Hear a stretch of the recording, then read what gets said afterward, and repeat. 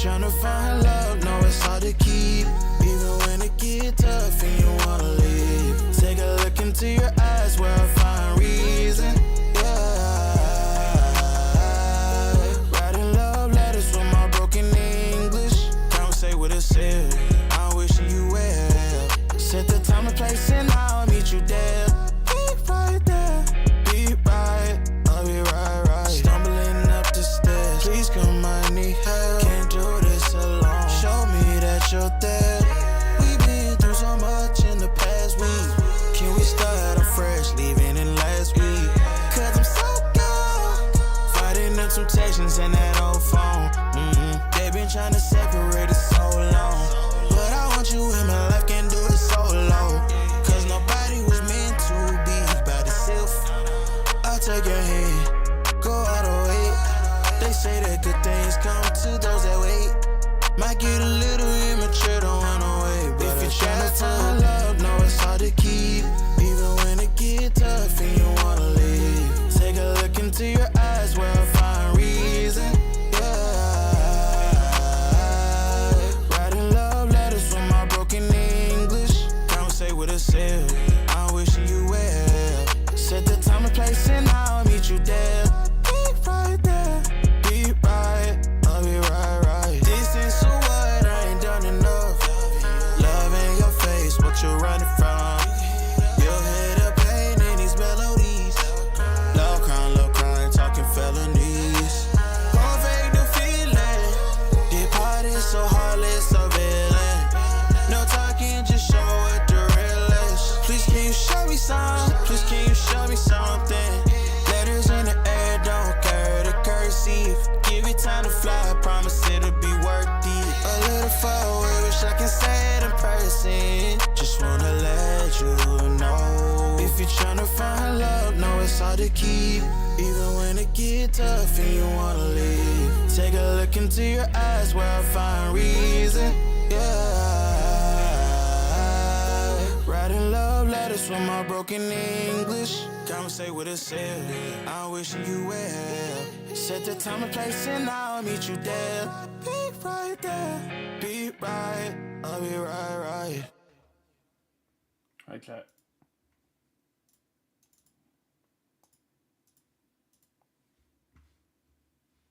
To my own kill cam stricken with shame, they gunned me down with impeccable aim. My temperature rising as I heard them proclaim, GG, your buns, a disgrace to the game. Then he sprang from the mat with victory clear, while the lobby erupted in holiday cheer. And he spoke one more time as he left the game chat. Happy Codmas to all. Keep grinding towards plat. Damn. Keep grinding towards play. So this is the last week of Call of Duty, by the way. Just letting you guys know. To the final episode of the Call of Duty League for the 2024 year. We're in the 2025 season, Alley Cat and Nameless, and things have been quite festive here in the CDL studio. How are we feeling? I'm feeling great. Honestly, the decorations have really brought up the vibes, and the interviews have been great too. Absolutely. Nameless, we've had some upsets. You've called out some teams that you thought would have strong rosters. Those rosters have proven to be strong. Yeah. But some of our other top teams are starting to struggle, and this is their final opportunity to score some points before our first minor tournament. Yeah, that's going to be awesome going into a minor tournament, bring back the old school vibes of like a 2K bracket. We got a single elimination minor when we return in 2025. This is going to be awesome. Get those tournament-like reps, and as you can see right now, we got some people that have a bye you were not expecting. Carolina Royal Ravens looking damn good. Listen, Optic Texas cannot get away from the Boston Breach. It has been their kryptonite even last year and the year before. The fact that they might end up on the same side of the bracket is hilarious to me. Keep in mind, these are not official. We still have 4 more matches to go today. Everyone is going to be playing at least 3 before we get to that minor. And it has been a jam-packed 2 weeks. Today, back in action, your #1 seed, Carolina.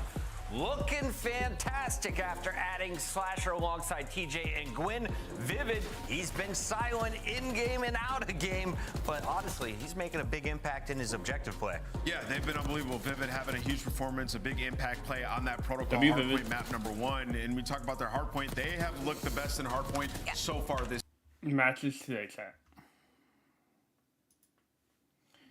Toronto versus Miami. I like that one. Atlanta versus Vegas. That's a trap game if I've ever seen one. Carolina, Cloud9, and Thieves in New York, or Thieves in Minnesota. Realistically, this is what might happen. Toronto could lose. I could see an upset from Toronto against Toronto. Miami's gonna probably take both searches. It's gonna come down to if they can take a respawn. This one, FaZe look ass, but Vegas looks ass. So this is about who can get the first win. I don't know how Atlanta did not win, but okay. This one, as a Thieves fan, I want Cloud9 to win. Because Thieves, realistically, if Cloud9 wins, Thieves get the first seed. Especially if Miami wins. So yeah. namely that search and destroy, and they're able to clutch up in round 11. Just some. So my predictions, everything went through, except for this one. Fucking course, Carolina 3-0 them. Big dubs, you know. I have 42 points. My predictions for today. I got Miami. I'm going Miami 3-2. I think Miami will win. Yeah, I'm going Toronto 3-1. This one is tough. I'll come back down. This one, I think Cloud9 can take this. They looked really dominant in the game. I'm gonna get Carolina a respawn though. I think, especially in New York, Cloud9 probably wins. And I got Thieves probably 3-1, maybe 3-0. I'll do 3-1. So what happens if I get it like within 1? Like this one, I only get 4. I get 6 if I don't. Okay, if I get it correctly. I'm trying to think. This one, I think this is a lock. I think I'm gonna go through. I think Vegas might take a search. Cloud. This one's tough. This one and this one are tough. Toronto's the first seed. Miami's really not had a good stretch. They just lost bad games. But they're winnable games. So I think this is gonna be 3-2. I think this is gonna come down to whoever wins. I'm going Miami. I think Miami's gonna take it. This one, Vegas, Atlanta. Vegas and Atlanta. This one's tough. I think Vegas is gonna lose. I think Vegas is gonna take a search though. FaZe look really bad. And by really bad, I mean they don't look like they're playing together. This one's iffy. This one goes both ways. Cloud9 look very dominant in this one. This one. They look dominant against Minnesota, but like I said, it's Minnesota. I'm going to go 3-2. I'm changing everything. And this one, I'm going 3-0, 3-1. So, yeah. Here in the regular season, not in Black Ops 6. I want to start here and ask about this squad.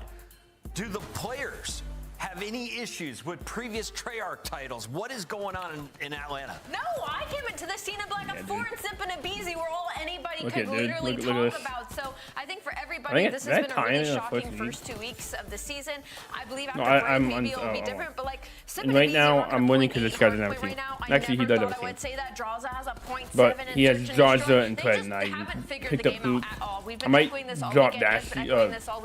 So by the time we get back from break, I'm expecting better. I'm but man, what's going on? thinking about picking up Beans to kick They you. had a loss to Toronto. They had My a loss team to is LA Snoopy and Thieves. Kenny on the most AR. recent Kenny loss had came games where at he's the good, but he hands doesn't. of Carolina Beans is yesterday. Beans. Is Atlanta He's in fine. trouble? Where are they at right now in our I mean, they standings? lost to the top 3 teams, right? And I've seen some people with some copium on the timeline, and I would just say And this one, I'm 0-1, they the only have team with a been loss. losing because they don't And they don't have a understand team, how so I to win play this. game yet. And it feels wild to say that about Atlanta FaZe, but they are clearly behind. Whenever they're preaching in practice, it's And, not translating to these actual matches. You don't get 100-point club This that one many more, times, no. including the case on tournament. I think it's 4 times in Hardpoint with the roster comprised of And this much talent. So sitting at this is 0-3, Friday. they He's have up to get a Pred win for today, Illy. go to 1-3, That's and really then bad, use though. this break wisely. Playing grind harder, Ferg and, limit everyone.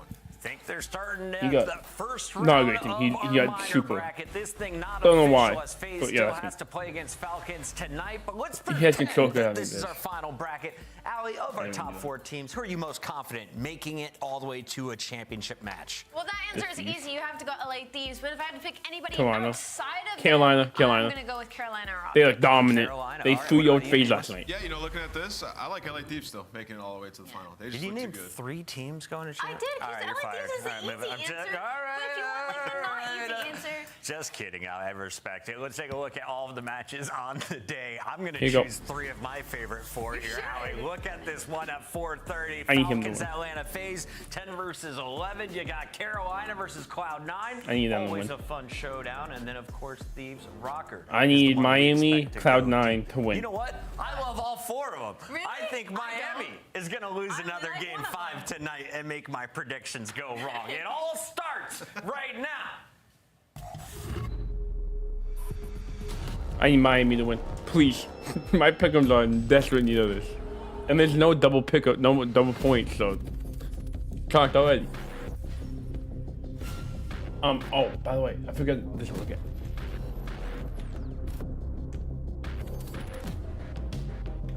Yeah, so I can zoom in now. My fat neck. Okay, I'm back.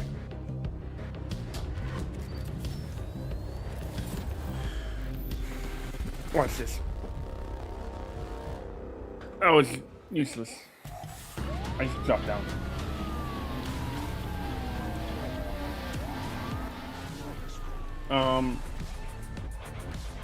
I will be on my phone. I really don't care about these first 3 matches. I mean, the one match I care about is the Thieves and probably the Carolina match.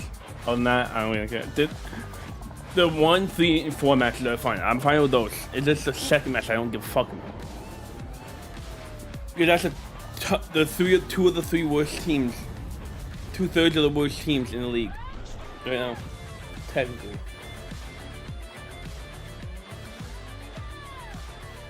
But my pick'em's in, dude.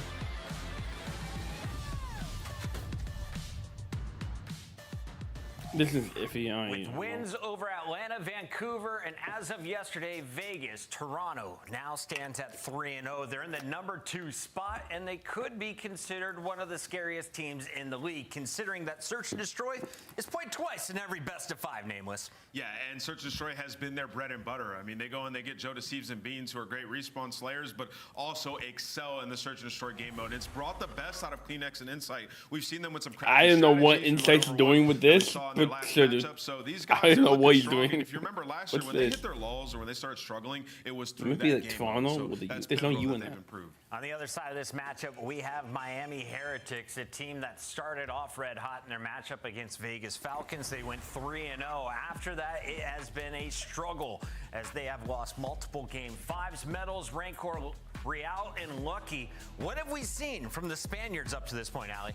We've seen some really good hard points, but their S&D just has not been there for Miami Heretics right now, and it's mostly because there's just inconsistency with a lot of these players. Lucky has a 0.7 in hard point right now. Metals has a 0.74 in S&D, so their slaying starts lacking as you push into a series. But on the bright side, Rencor's been unreal. 1.8 in hard point, 1.37 in control, 66% opening dual win rate in search. He's been unreal in all game modes. I would say their control's been great. Like Vault, they've looked good on that, which we're getting every single series, and they're 3-0 on it. And I would also say the search and destroy, you're clearly seeing like the result of missing Vickle. He was a search star on this team, making the play calls for them in S&D. The post-plant setups have been very bad, being getting clutched on, giving away numbers, situations just can't happen. So they're going to have to figure it out. They did go to a round 11 against Vancouver in that Game 5. Most recently, though, is a 6-2 beatdown by Boston. Let's take a look at the game modes today as Miami tries to get it done in 4. If they do so, they'll get a double dose of Vault for hard point and control, red card for search and destroy, and then Skyline will be our second HP. Alley Cat, how do you like the map layout here for Miami? I don't feel like we've seen Miami play too much of Vault, so I am interested to see them on this map and get more comfortable 3 times in this series. But for Toronto Ultra, you're feeling great seeing that map number 3. And Nameless, we see red card early in this series for search and destroy. Do you like that pick? Yeah, I mean, I like it on the side of Toronto. They've been good at that map. We also see Miami, like, it got away from them in the surge match. Remember, 04 goes behind them, flanks, gets a huge kill. So for them, they probably feel comfortable there as well. I like these call-outs. It's time to make it official, making sure our casters are ready before we lock these in. Alley Cat, I'm going to let you go first. You're going to make me go first? I'm feeling a little crazy today. I don't know. I got to catch up. You know what? Vamos. I'm going to go with Miami Heretics. I think they pull it out today. The one time I want it or don't want to go Miami, you're picking Miami. This is perfect. I'm going to go Toronto Ultra. Nameless. I'm going 3-1 Ultra. They get this one done. 3-1 Ultra. Yep. Fans, Ultra. Allie going with her heart. Don't be let down. It's time to get this match started. Casters, let's kick this party off. Absolutely, Ali, you should always follow your heart, but you never forget, sometimes your heart cuts a fart, and that is just the truth. Here we go, though, folks. Should be a fun series. Toronto Ultra still with a hot hand yet to be handed an L here in the opening 2 weeks of the CDL chance. Yeah, absolutely. They've been pretty on point, and especially so because when we hear them like talking about each other, they're still like figuring things out, getting used to the new dynamic. Kleenex talking about what pace he needs to play with Joe Deceives because he's also a lightning quick player. So if your team is like learning about each other and exploring, and you're still like undefeated, things are completely on point. So vibes are going to be phenomenal coming out of Toronto. Beans, maybe he's just going to cast some more spells today because he has been loving life in the cold north. And Sorcerer Supreme Beans has been, really loving life and loving Black Ops 6 so far. There we go. Joe Deceives as well. Lightning fast pace. You brought it up a moment ago. And yeah, it's a difficult thing to do, get used to new players, especially after like Toronto Ultra. So few roster changes over the years in COD League. They really did set themselves up as one of the top tier teams back in Cold War. And since then, not tremendous amount of change. This time, though, a big 50-50 split. We're going to go back into the match, so folks, as you're looking at the hard points 3-2 either side. For both Heretics and for Ultra Chance, this should be an absolute banger on Dult. And, you know, paying attention to the records, both these teams solid on the map, but it's not like they've been spectacular. So this is an early opportunity just to get that edge. And I'd say for Heretics, you want to be that team that strikes first. And Real, the player, very capable of getting the hot hand. Maybe he's caught in the flame. He got through. Okay, Real. Okay. Has been set. Wow, this looks nothing like the game of Ranked we just played before going live. This is glorious from Miami Heretics. They're looking good out there. What a route from Real. Gets himself a couple, and he might set himself up for a few more. That stun may have connected. Lucky there over by Cat. Oh, and they go for that. Right back, Cat, 3 charge. This beautiful purple and orange minimap we've got. Dude, this purple and orange is fire. I can't lie. Keeping things nice and safe, right? Your team gets wiped off. You don't want to flood it in Child. Make sure you're at least stable. Rancor, stay alive. Yeah, my fantasy team. As bad as the opening break was, Ultra do. Oh, Beans right there. Beans gonna die. Sort of blocking these back spawns, so Insight's gonna be with them. 3 dead. They just get wiped off the board, and now it's Insight, last man standing, and Rancor gonna be there to hunt him down. Oh, god damn it! I'm waiting for one of those fucking assassinations. Taking a hostage. That one. Oh, from Real, but no, it's Rancor. They need 2 good, and now this allows the players to make their way through front, and that is Ultra with a break. Oh my Gideon. It was looking so good. And if you want to talk about at this level, how on point you got to be, one team kill like that, and you sort of just lose everything. But it is just going to be a topsy-turvy, back-and-forth game, and Real going to feel the brunt of that pain, and Lucky to head on a swivel. Oh, that was an unfortunate nade. Unfortunate. I mean, Heretics had a few different good moments, and well, they're going to be down by 40 seconds going into new. A little bit of a painful start, but these frag grenades continue to make an impact. Here comes the next big battle of the map. It's going to be Insight, making sure nobody gets in towards that new hard point. 14 kills. As well. Our 2 AR players doing their job 17 so kills. far. Just hold those irons, don't let anyone get close. Here comes Kleenex and Metals. 8. That next fight's going to be nice. 9, 10, 11. Win. Oh, 12, 15, 14, 15. Either side. Mid-map, nobody home just yet in the hard point. But Ultra Chance happy to sit there with the lead they've developed. Yeah, that's a nice catch for Metals, though, right? Ultra is very Miami had not gotten a second since P1. They got 1 second since P1. At the moment, Beans sliding out for the strike, and they're able to catch a few different players. Now, the question is on the timing. Do you have to worry about the middle map if you're Beans? No. Jodeci's has it covered. You have the Overseer and Insight. Yes, the only thing he doesn't have is a trophy, and well, that's going to cost him. Nades are the punishment, and Gallon Rancor, the cleanup crew. Oh, they barge their way in, break the hard point, wide open Kleenex do what he can with the aims. Misses his Jackal at a moment like that. Real's doing everything for the team. Yeah. It's been as productive as it possibly could be for the Heretics. Good for them. And Kleenex having a masterclass once again. Over towards the low left-hand side of the minimap. The race is on. Jodeci pumps the brakes. Starts to think a little bit too much. He might get shot in the back. He does. So an awkward hit across map. Kills for Ultra. All good. But you are going to see the spawns sweet as sound there for the Heretics. Yeah, everyone's going to be a little bit turtled, though, so you have Ultra able to take a good chunk of space, but Lucky and Rencor, they win all the important gunfights. Now they just have to count to 4, and they do turn for it. You know, Jodeci's in the back line, but now he's just drawing all this attention. He's blocking the spawns, has 2 players worried about him, and, well, that's why they got to worry, because he is shooting. And timing's good as well. Last player through the front is going to be Rencor. Interesting shot. He hasn't gotten killed in a while.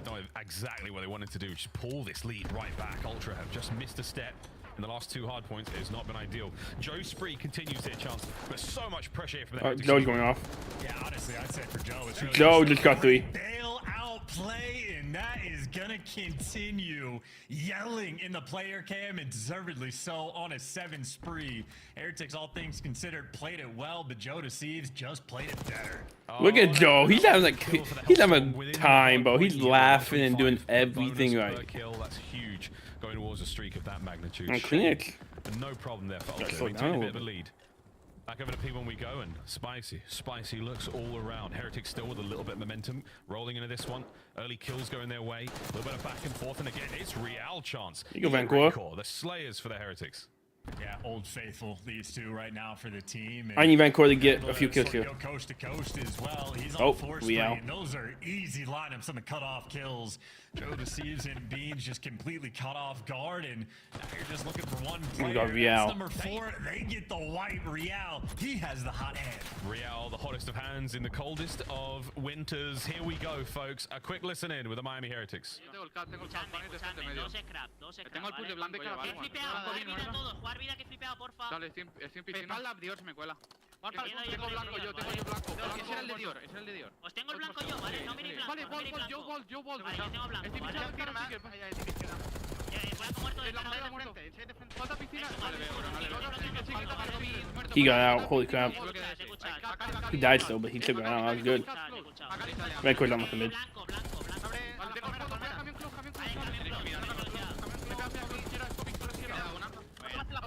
Mel just sprayed that whole corner. That was...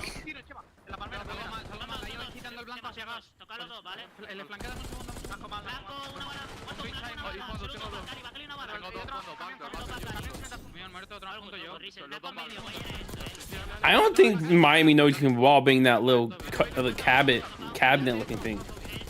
I don't think they know you can wallbang it. Because they're not wallbanging it.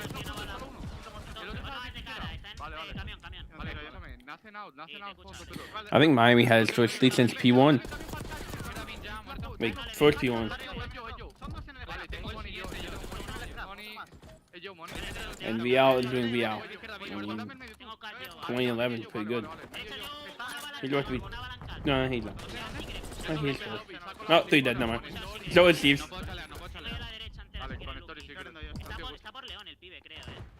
Wow, Insight and Meadows are like on pace to have bad games. Holy crap. I guess Insight, he's not even soaking up time. Let's go. Are you letting the guy get more good? Buena comunicación de la Heretics. Chance, a nice look from them, but again, Ultra have somehow managed to pull this one back, despite the fact that Insight's 9 and 17. Yeah, they're just keeping it close. We have pretty even like scoreboards on both sides, right? Real setting pace with CleanX right there to match them. Metals might be struggling, and Insight sort of in the same category. Metals needs to kick it up.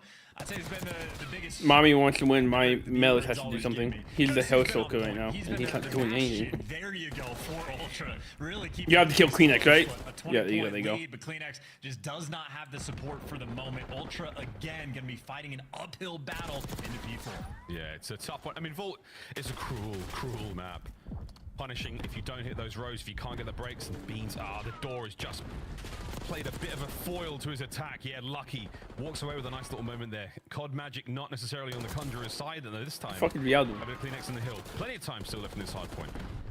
A war on two fronts though. 2 dead. You've got to play on the inside upstairs. 2 dead. The front door's a little bit safer. CleanX. Lucky just get shit on. You hold for Ultra. Real now through the side. Contest done. Over. 20 seconds to go.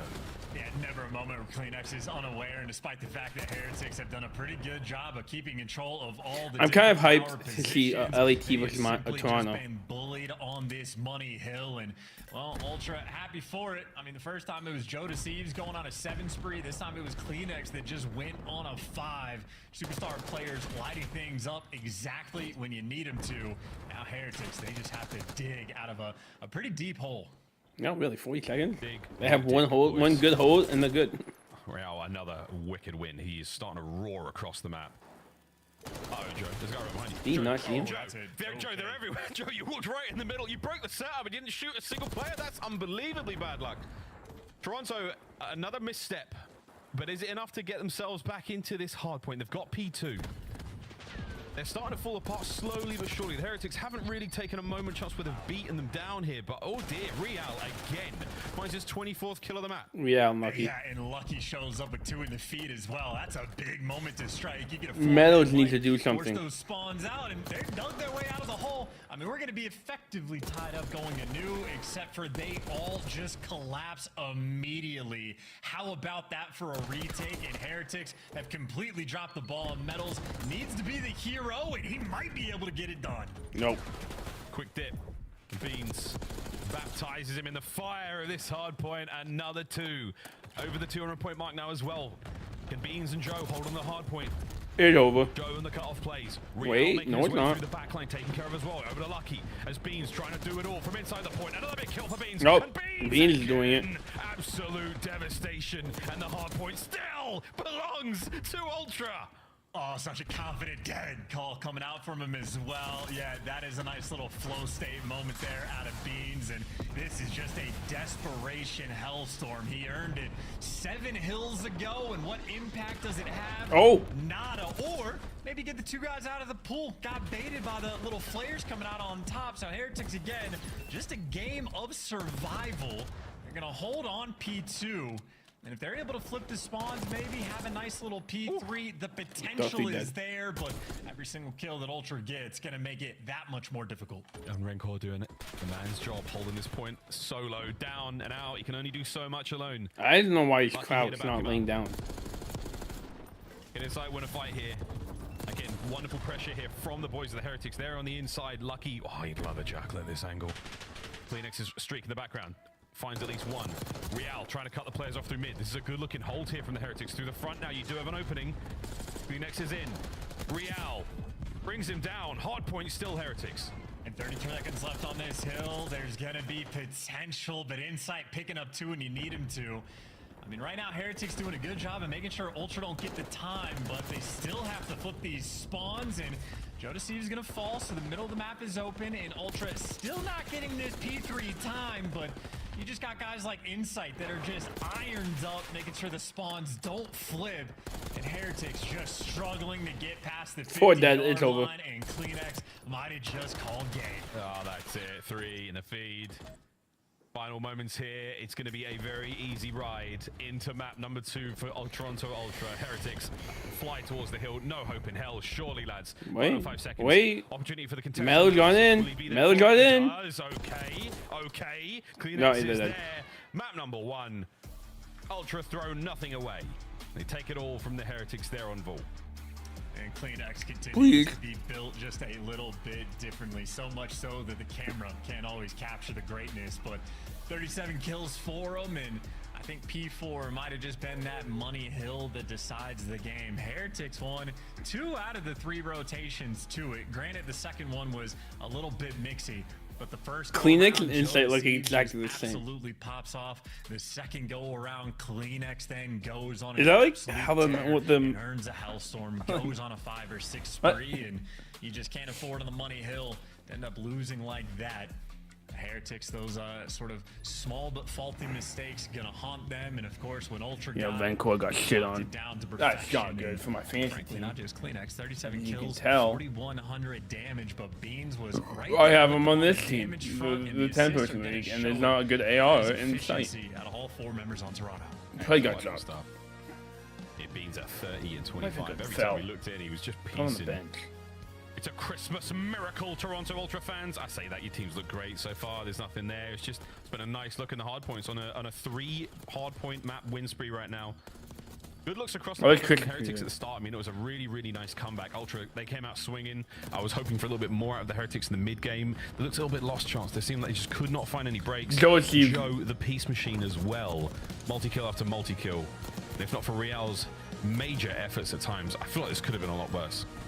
And, you know, we got to look at it towards the end, right? When Metals actually was the guy that sort of got into P4, killed the guy out of time. Ultra players traded him out within a second. So that's like the most focal point on P4. If someone slips that net and gets behind you, you have to kill him sooner rather than later because he's blocking spawns. But if Kleenex was behind or Joe DeCease was behind, Heretics just not nearly fast enough to eliminate these players and sort of just allowing them to make the big plays. And don't get me wrong, it is infinitely easier said than done to kill players like Joe DeCease and Kleenex, but there's a lot of those moments for Heretics in the gameplay where they're so close to the execution. The LADs are playing at 7:30. Close but no cigar.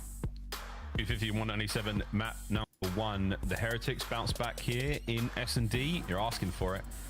Search and Destroy is going to be a good one again for Ultra. It's been solid, really, really solid. Again, a team like this chance. I think we said it yesterday or the day before, but again, a squad like this on paper, very, very good looking in Search and Destroy regardless, and an organization between the coaching staff and the players, specifically Kleenex and Insight. Great pedigree here. Red card is where we're going, folks.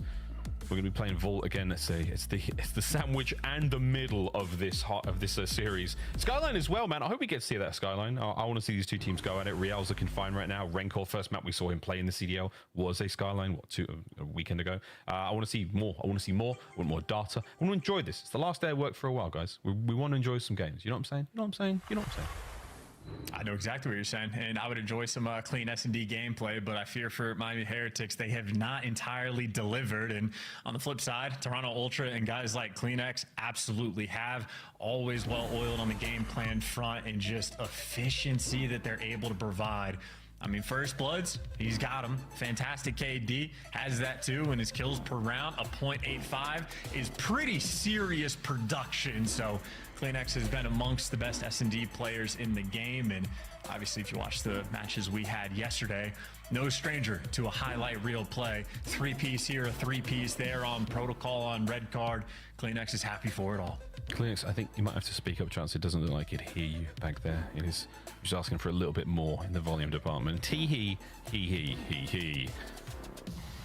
We're not just playing for the run to champs, folks. Minor 1 when we come back after the Christmas breaks. And again, these matches will be seeded out today. So the way things are looking right now, if we started the minor right now, we stopped this match immediately and just got on with it, Toronto Ultra would be there in winners round 2, or in round 2, sorry, there's only winners. But this is, very, very interesting stuff. This is the way the seeding sits right now. This can still change, folks. So at the end of today, we will give you a final minor 1 bracket, and we'll see how that will go. Toronto need to go game 5 if they don't win, because I think they have game 5. It's a one and done, mate. You just get out there, you give it your best, and 2 games you see what 4. happens. You get yourself some points. It really does just highlight sort of the elevated importance of these. No, they have 2 game 5s. Points are going to be a massive talking point as well. So Heretics, they have 2 game 5s. Well, they took FaZe in game 5 and LED team. Always a well-executed LED team game 4. Post plants on point. Heretics have had many painful rounds. And so they have lost 1, 2. They lost 4 maps and Tron's lost 1, 2. They need to go game 5 and lose. These want the first pick. Skyline was the worst of it. We've seen some painful looks on red card from this team too. I'm thinking round 11s where guys are getting the kills and then they're just 15 seconds away from being able to use the bomb, not putting themselves in good situations. And I don't know if they've had enough time to get the gameplay because a 1-4 record in S&D is simply not good luck. No, especially next to Ultras. Goodness gracious me. Will they drop a search and destroy here? Can the Heretics end the run? We'll find out. So far, so good, though. We're going to be diving into the attacking round. Other than we're going for bomb. Foremost. FaZe did that yesterday. 3-1 split. Who did that? Optic. Optic did it yesterday. Oh. There's Cleanex get through. Cleanex got through. We didn't. Cleanex trips over the door. That's exactly how you have to start. Come on, Benjamin Beans. You're going to need to winning these opening duels to make sure you put yourselves in a decent spot because Ultra, not a stranger to making plays. How you gotta give a bomb? Quick reposition over to the B site. Oh, because Joe had hold on. I'm zero noise down A Street by stage, but Lucky. there's still 2 Heretics Lucky needs to get one here. that direction. And they just gave up this bomb plant for free. You do have site control, but in a 4 versus 3, you still favor Miami. No lethals either. That's a shame. No trophies, so it's just going to be gunfights. Here we go, folks. This concussion has to be gold, and it is. Jodeci's finds the kill though. Oh my God, Miami just perfect hold. Ultra lose the man. They may win the round. And that is a perfect look at Miami Heretics S&D. They give up B for well. free. They get they the all first 4 blood, stacks and A. That's kill a single thing. You completely give up the bomb site. And I feel like if you're going to give it up, you should have a good game plan, but even the little things, right? We're watching Lucky have a concussion. He's aiming it right at Jodeci. Before it even lands, Jodeci just gunned somebody. So like Heretics are not coordinated in this game mode. Look at Jodeci, bro. This game. Look at him. Oh, I like the look. I think he's the youngest player in the lobby. As soon as you lose that, I think he's only 19. The hit towards B was immediate. They wasted no time whatsoever. We'll see what the Heretics got. Once again, the 3-1. Lucky against Miles, the Island Man. No one for Heretics is even like spot checking it from B. They're not even playing to get intel. They are not playing this game mode with any confidence. You know who is Jodeci, who has won Ultra this round. Also fantastic at baseball. Wow. Look at him go.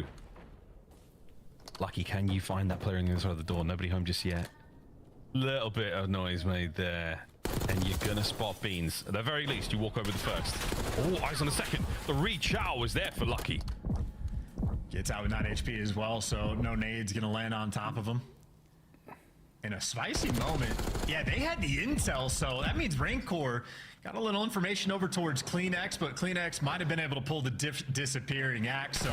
Oh, Rancor, what are you doing? But when all is said and done, Ultra, I mean, you give them a 4v2 advantage, they're gonna take care of business. Well, the superb round from Ultra. Yeah, you're not wrong, man. They're really taking care of business. It does feel very confident. It feels very, very much in control. The comms are on point. All moments like that from Cleanex. Nice timing, nice positioning, even after being put at the disadvantage. Plenty of time for the Heretics to bounce back. 2 rounds in. They've been rather confident displays from Ultra, but... It's no 4 now.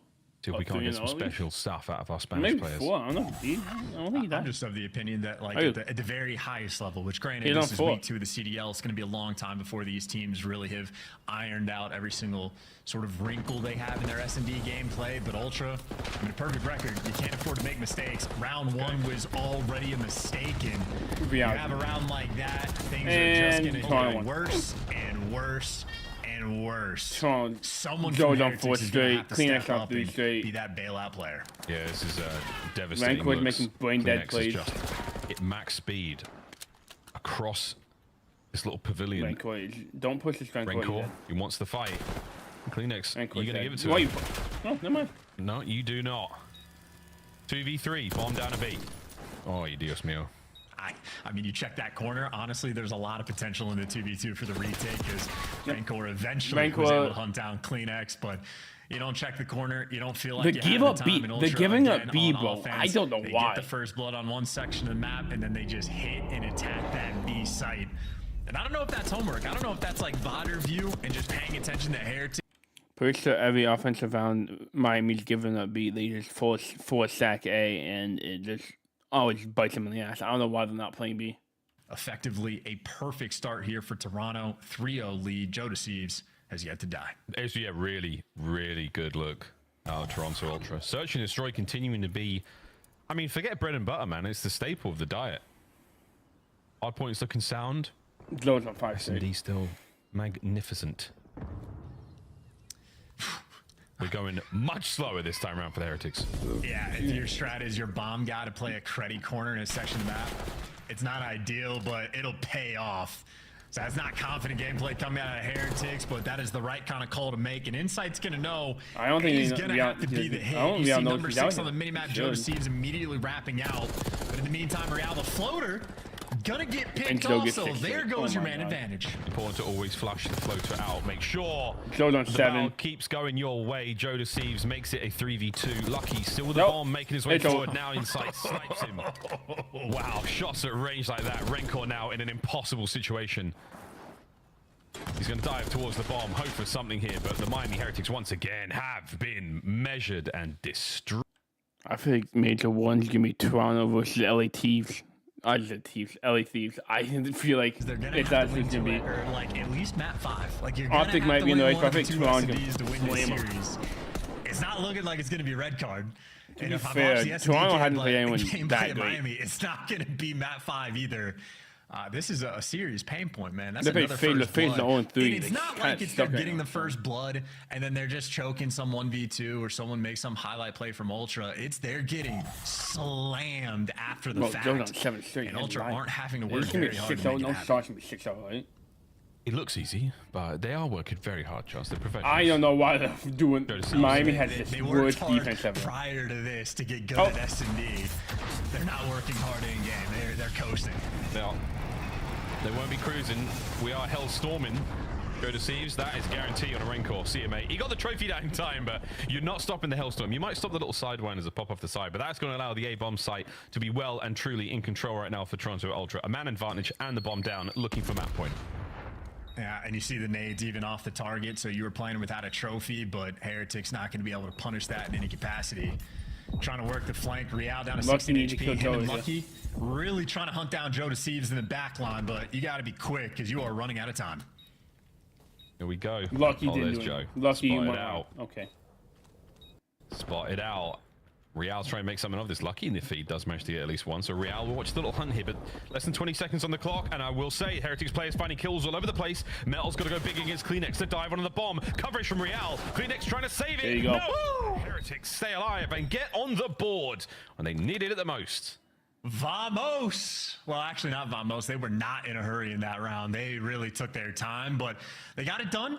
Unfortunate for Rancor, had to eat a Hellstorm missile there, but everybody else clutching up, and Lucky gives you a few extra in the round.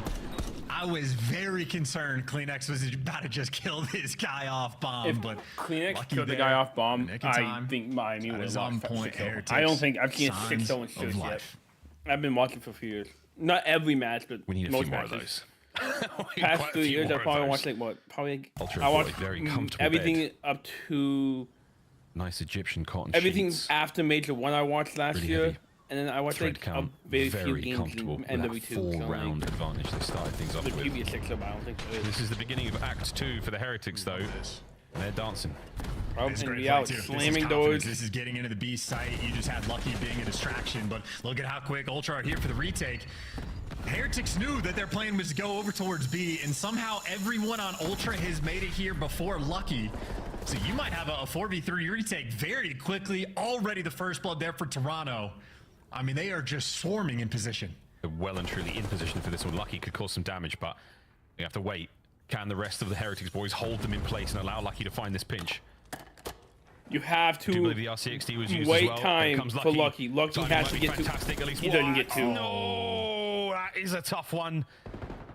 That would have been a very important moment. However, you push them to the front. It's not over yet. Less than 30 seconds on the clock. Yeah, but look who's got the site control now. I mean, CleanX is finding himself in. Jodeci just got on a flank. Insight's going to strike. And Jodeci gets a kill before he gets traded. Rancor stunned, tags up 1 HP, and nada in that Lucky round. had the pinch, but he didn't get the kill. If he got the kill, the Miami That's won. a round where Heretics, their game plan worked out super well. Lucky making some noise over by A. That buys his team the entry into site. They do get that full control.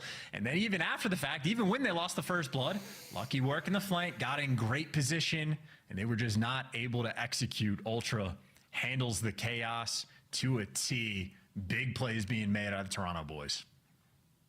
Absolutely beautiful. This is Matt Point once again, folks, to take a 2-0 lead in the series so far, and then a very, very dominant display in the S&D. Aside from the one retake we saw from the Heretics, it has been all Ultra. Here we go once again over towards the A side of the map. The aims are ringing out. The Amez, the aims 85, whatever the hell you want to call it, is making noise. And Ultra have made their noise, and now it's over to B.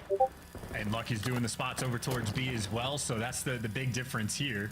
So you see Ultra not able to go for the wraparound this time. But if there's enough silence and Insight doesn't see enough, Ultra maybe playing with a couple different options. You can see stacking up towards mid. For the moment, Ultra don't really know what to do, and making all sorts of noise to try to bait out some rotations. Yeah, CleanX is like full toddler mode right now, just like banging pots and pans, trying to make noise, trying to create some attention. Look at me! He screams into the feed as he finds metals. Yeah, get out of there. Pinch. In and out he goes, back over to the stairwell. Lovely angle there from Jodeci. All down to Lucky. 1v2. Wait, 1v3. An immaculate gameplay from Toronto. That is a search and destroy you're going to feel very good about indeed, and they remain unbeaten on the mode. Oh, that's not good. Yeah, and clearly have just done their homework as well. Every single round, there's some idea. And then even to sort of sniff out, that was the same setup as round one for Miami, where they got the first blood towards mid-step. So Ultra play things different, but even with guys like Real getting through, finding the first bloods, Ultra just repositioning and handling it better. So the comms are on point.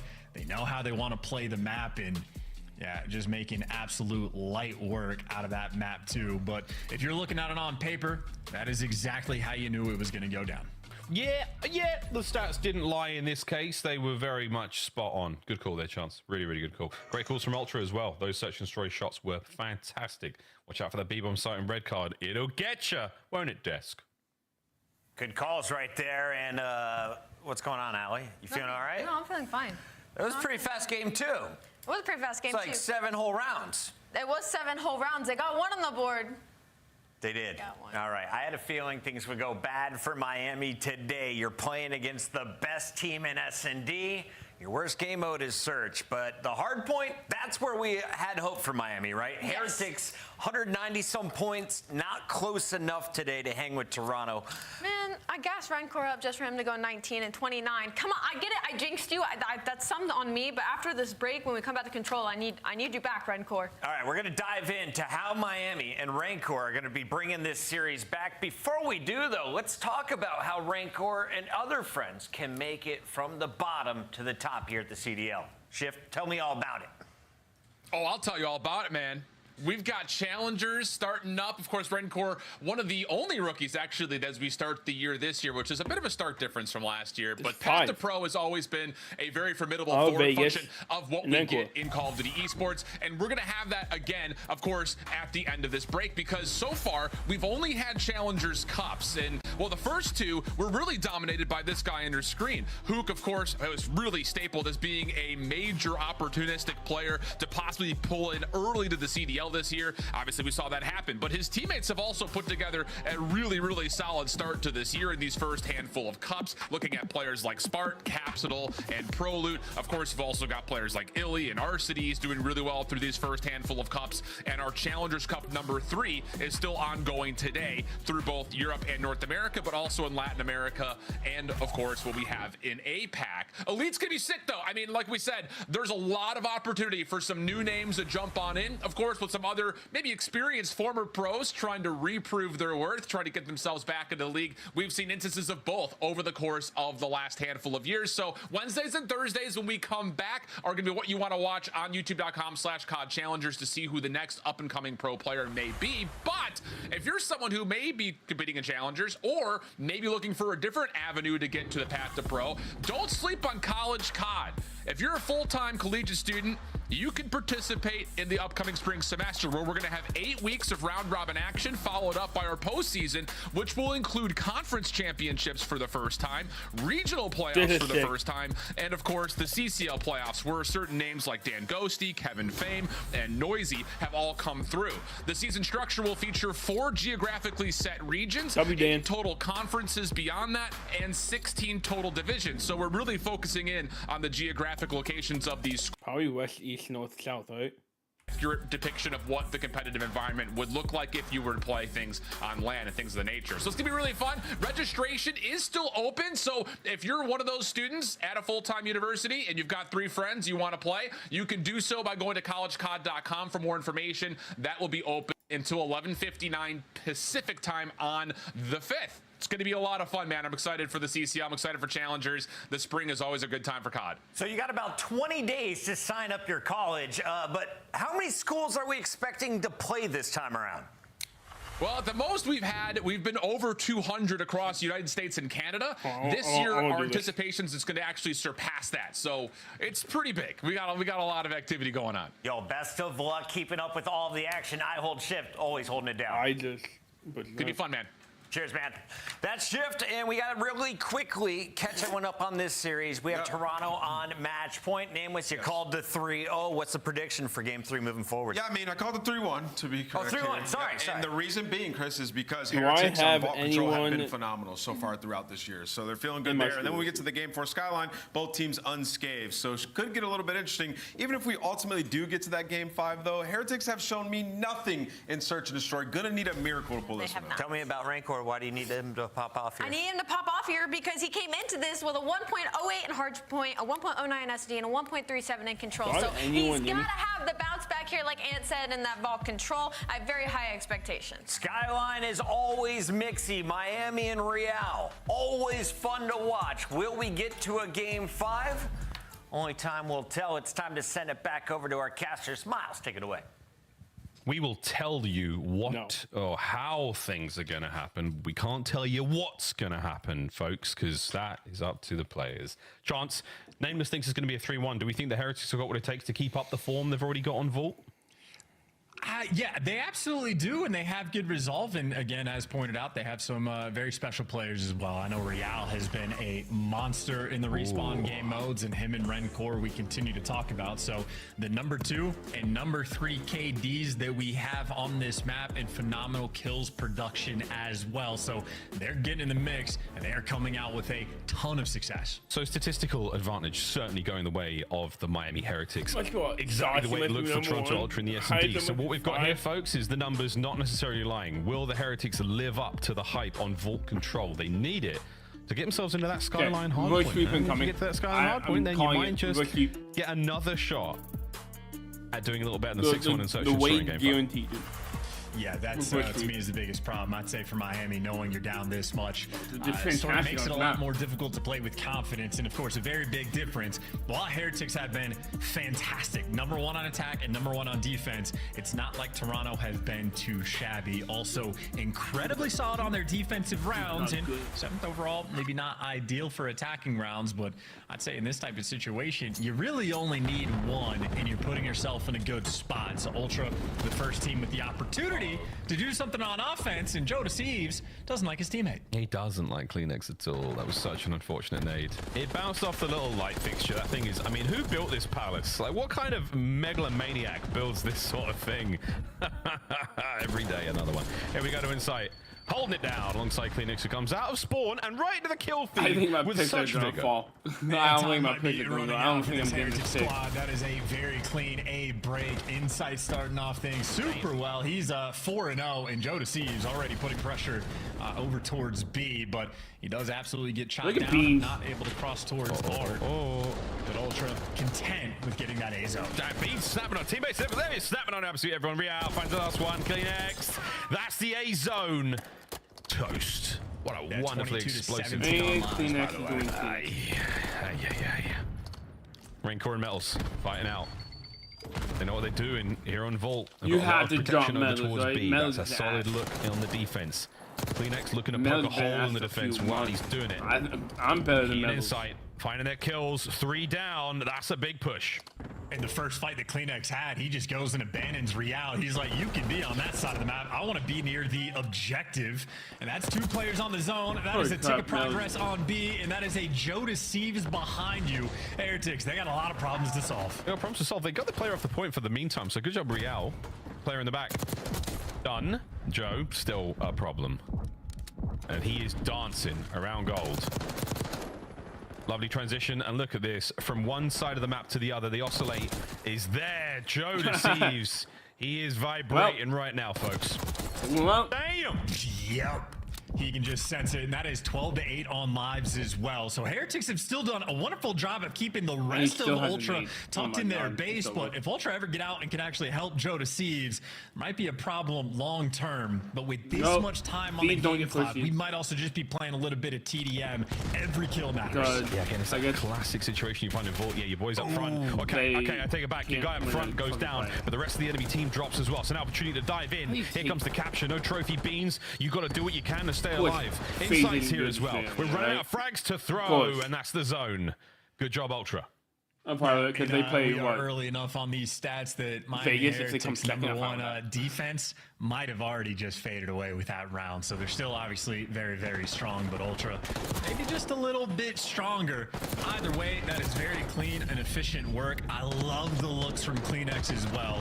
It's not just the fact that he's making it to the movies, getting the 3K right there for the best play, but it's just the little things. He gets the info on Real. He's going top haul. Do I want to be on that side of the map? No. Let me reposition with my team, go through double doors, get to this objective, and he can let his AR players handle that sort of non-dirty work, lock down the lanes.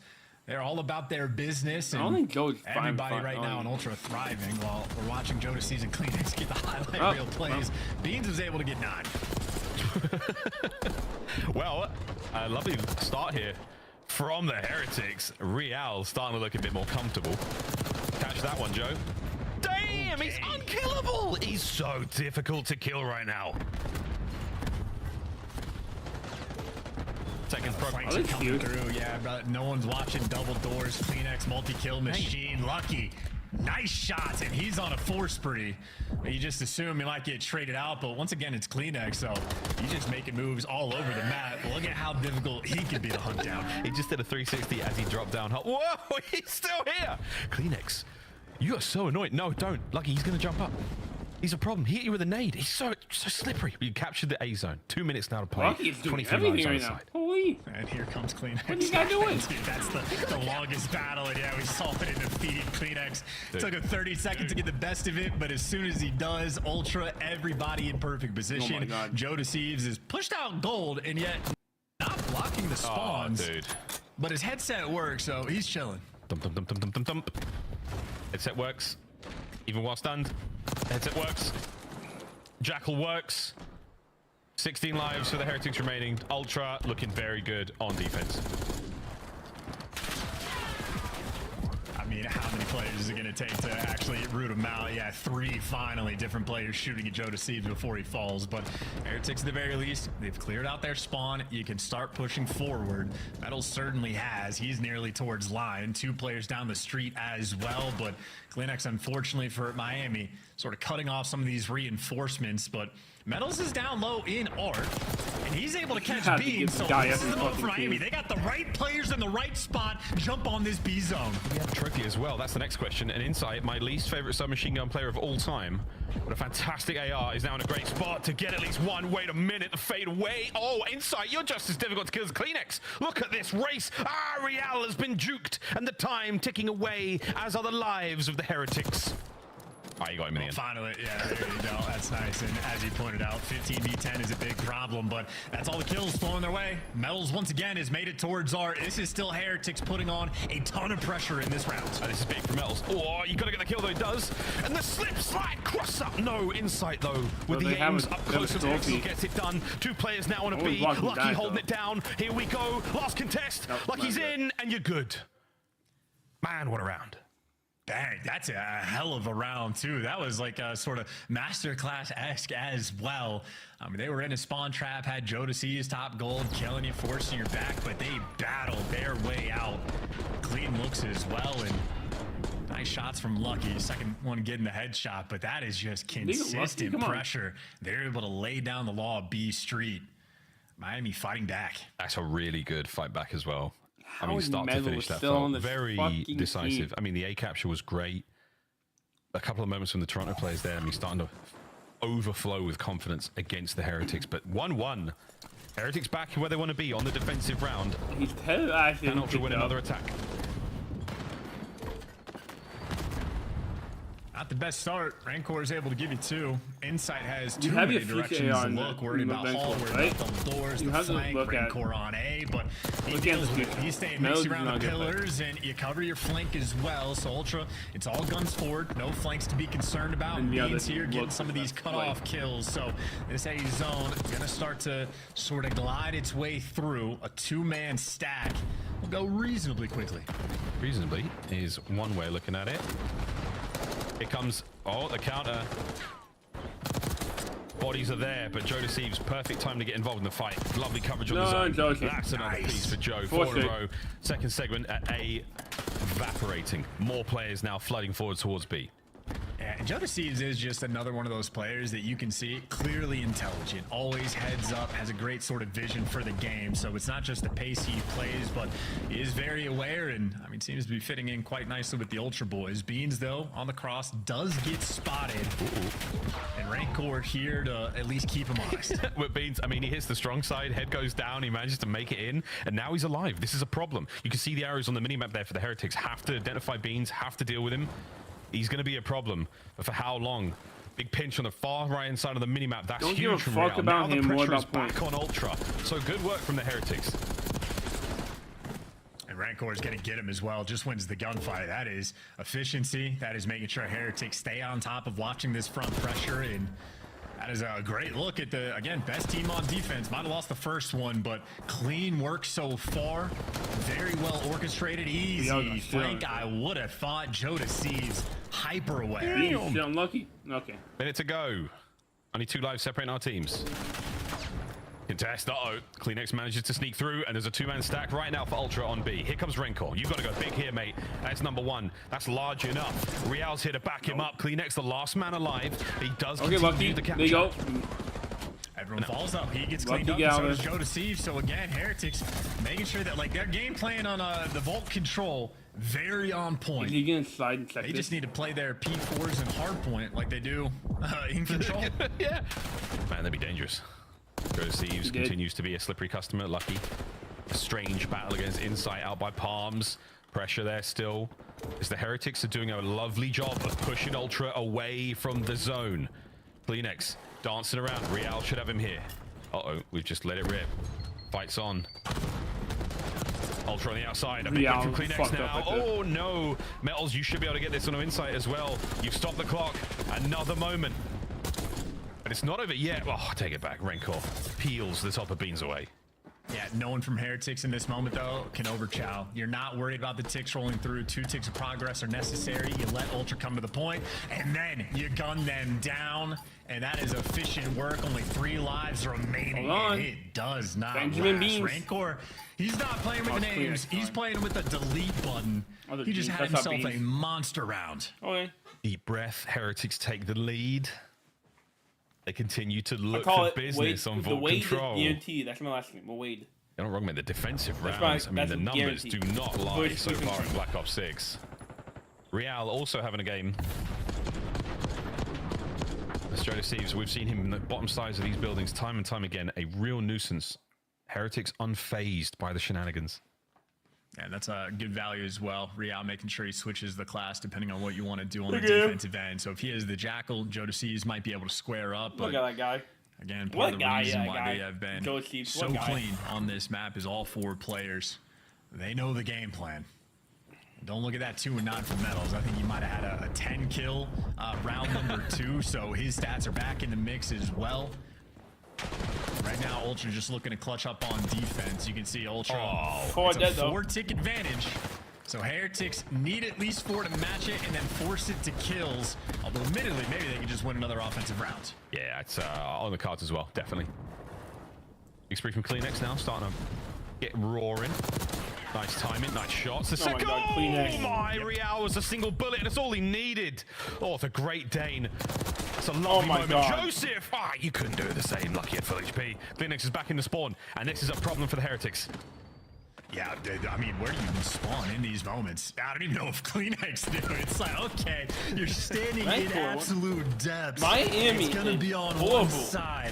And Ultra played with some serious pace, but Heretics have been able to battle out. Metals is there to give you 2, and you get more pressure on this A zone. Again, 4 ticks is necessary right now from Heretics. That's what they're gunning for. What? Can't get the ticks without the Heretics. Oh, that's so funny, Miles. CleanX trying to stop it. No one's watching up, though. Catches a sleepy Rencor. Dancing. Jodeci's from downstairs. He and Beans clearing house. Still up on the catwalk. That's where CleanX finds his kills. Oh, and they've done it to save the second segment of B. Real fighting for it, though. And just players all over the map, but looks like Inside has a good chunk of it covered. So you're not going B Street. You're leaning absolutely towards this A zone. And Beans falls as well. Metals there to give you 2, and that should be good for the A zone. If you buy yourself an extra minute, you are very close on lives, and they're only down 1 more tick. And unfortunately, the scoreboard's broken, so who knows who's up on kills. But that is the tiebreaker decision. The Heretics can also just call a game. They're in a decent spot for the moment. Yeah, just over a minute, and we're barely on the edge of double-digit lives. Slow things down. Get a nice, clean, wipe. Ultra is what they want. That does not help. That's 2 dead. Joe's got to go. Very, very dangerous here. Knows that player off spawn isn't going to be anywhere near him for a minute. Insight now trying to provide a bit of intel. Sending Joe for the kills. Here come Ultra into the jaws of the Heretics. Oh, and it's nearly a perfect run. Insight. Last man up. Less than a minute to go. That is game, folks. See you later. Miami Heretics stay alive in the series. They do it exactly the way you'd hope. Ball control. And this might actually be the team to learn from of how you play your offensive rounds, right? Because, like, if they have the opportunity to go for the spawn kills, they're taking them. But, like, we're watching teams like, you know, Gorillas, mate, where it's just an endless flood, just desperation to get to the spawns, play with that sort of pressure. But Heretics are pretty consistent about just working B Street, like getting guys in the right spots, getting players out of palm, have someone like over down the street, making sure you're pre-aim and top art, and just leave one guy on the zone, have him cover one thing, like watch your own vault flank. And I mean, you just play for the kills around it. You set up a little mini round of S&D, and then you just have to execute on this strat. So Heretics really showing off the goods in that game. Super efficient 3-1 win. It's the Heretics highlights here, folks, of that game. This person put $71 on the Falcons to win the match against FaZe today. And if he wins, he's getting $1,000. Holy. I mean, they're great examples of how to maintain certain positions and how to cause problems, be those big, you know, attention-seeking plays, those distraction moments. But at the end of the day, Heretics, they're playing vault control better than anyone. Yeah, and this is sort of what I can't remember the name, the drawing conclusions. That's the type of thing I would love for Ali or Namus to like break down, of like showing the setups that the Heretics are able to create before those like big moments happen when they're working on B Street. And don't get me wrong, it's like a multi-step process. You have to win 1 or 2 waves of gunfights and sort of work yourself up to get in those spots. But Heretics may be showing off some of the goods, and yeah, clearly showing off. Might just be the best vault control team in the game. And obviously when you're shooting like this, it doesn't hurt. Metal started to turn into just a multi-kill machine as well. So again, we kept seeing it. Started off 2-9 in round 1, but after that, he was absolute class. Pure class. Our first 2 maps all Ultra now. Heretics, they're back on the menu and they're eating We'll all be eaten in a moment when Skyline rolls around, because this is going to be fast, exciting hardpoint map. No doubt about it. High engagements, folks. Absolute cinema potential. The question is, though, is can the Heretics find the win? Is the Game 5 looking good? No. But they can get there. It is possible for them to get there. But if they get their chance, no. Yeah, just so much more to prove in Search and Destroy. That is my big fear. And obviously, if they pull this off, I mean, maybe just get some extra confidence before you go into the break. But I would say maybe good news for this team that the respawn does look super solid across the board. Obviously, have a handle on control. And you get those extra few weeks to really hammer out S&D. But that's obviously a long-term talking point. Short-term, it's Skyline, and it's guys like Lucky and Metals getting ready to fry. Oh, yeah, baby. Miami have had a tough road so far in Black Ops 6. Signs of tremendous life. Again, a big old 3-0 over the Falcons to start things off, and then 2 Game 5 losses against Surge and Boston. Tough one. We'll see if they can, I hate to say it, but if they win the Skyline, it does look like another Game 5 loss here against Ultra. That's pure speculation based on the way the Surge has gone so far and against a team like Ultra. Cloud9, Thieves, and the indomitable Royal Ravens is the end to their road of Major 1. And for the Heretics, we get to go home. We get to go back to, Spain. It's going to be a lot of fun. Get to see some friends and family back there. But you don't want to go that way after a tough loss against, some of the best teams in the world. Going into the Major with a lot of confidence, absolutely key. We'll see how they fare in Minor 1 as well. From the Minor to the Major, oh boy, it's going to be tough. And honestly, maybe one of the most confusing things is that the road to the Major, the one that's going to be in Spain, isn't the Heretics Major. It's actually Toronto's. So it's a weird battle that we're going to have. But if I had to take a guess of who the fans are going to be rooting for. Yes, I would also be very surprised indeed. Skyline, give me no Heretics. Give the people what they want. I mean, that's what I want, is a fantastic game, and I think we're going to get it. And again, once we get to Vault S&D charts, who knows, man? Red Card is not the Heretics map. I mean, who knows? Anything can happen here in the COD League. And it tends to do so. Skyline, Hardpoint, map 4, here we go. If we're really paying attention as well, Vault is a very straight up map of S&D. So Red Card is one where you have to be making plays, even for like Skyline, you have to be on point with like your post plants and whatnot. Vault's straight up enough that maybe Heretics actually do have a pretty good opportunity to pull off this reverse sweep, but we have still yet to see one in the CDL. But with an opening break like that, Vamos, Miami might be on their way. Who knows, man? We're still thinking about the next map, but you could be hitting the headbutts over towards the A-bomb site on Vault. Why not, baby? Rencor. His debut on this map.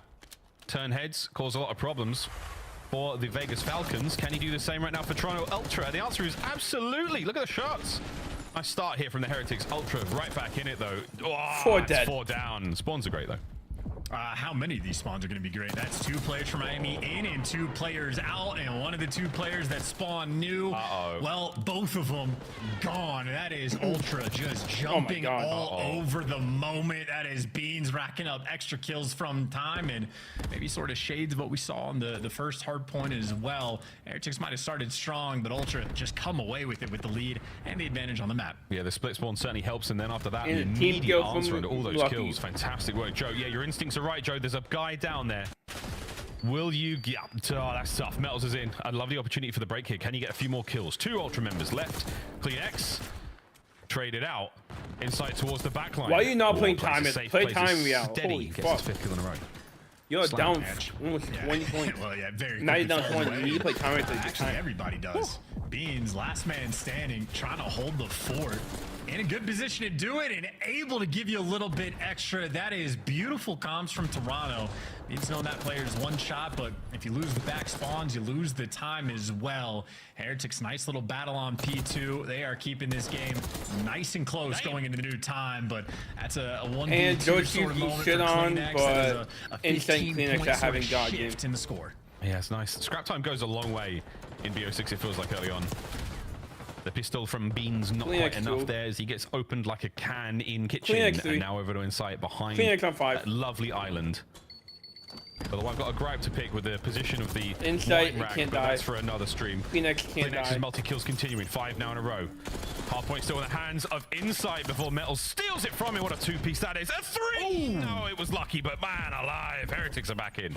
Yeah, maybe Metals is the true sommelier in the lobby, handling on this section of the map, and why not give him a little bit extra? CleanX had a hot start, but Metals is here to match him and then some. So why are you not hard blocking? Already. No one's hard the blocking. Right side spawns. And Metals, get back. Hard block. Interesting question if they can actually take the lead on this time. It looks like Ultra are gonna overwhelm, and Miles, as you pointed out, I mean that's scrap time. That's 15 seconds. That is a good chunk of time, and Metals has to hold the line, able to give you an extra one, and at least sets himself up. It is only CleanX now, and he gets caught. Metals has delivered his team this P4 time. Beautiful from the Heretics.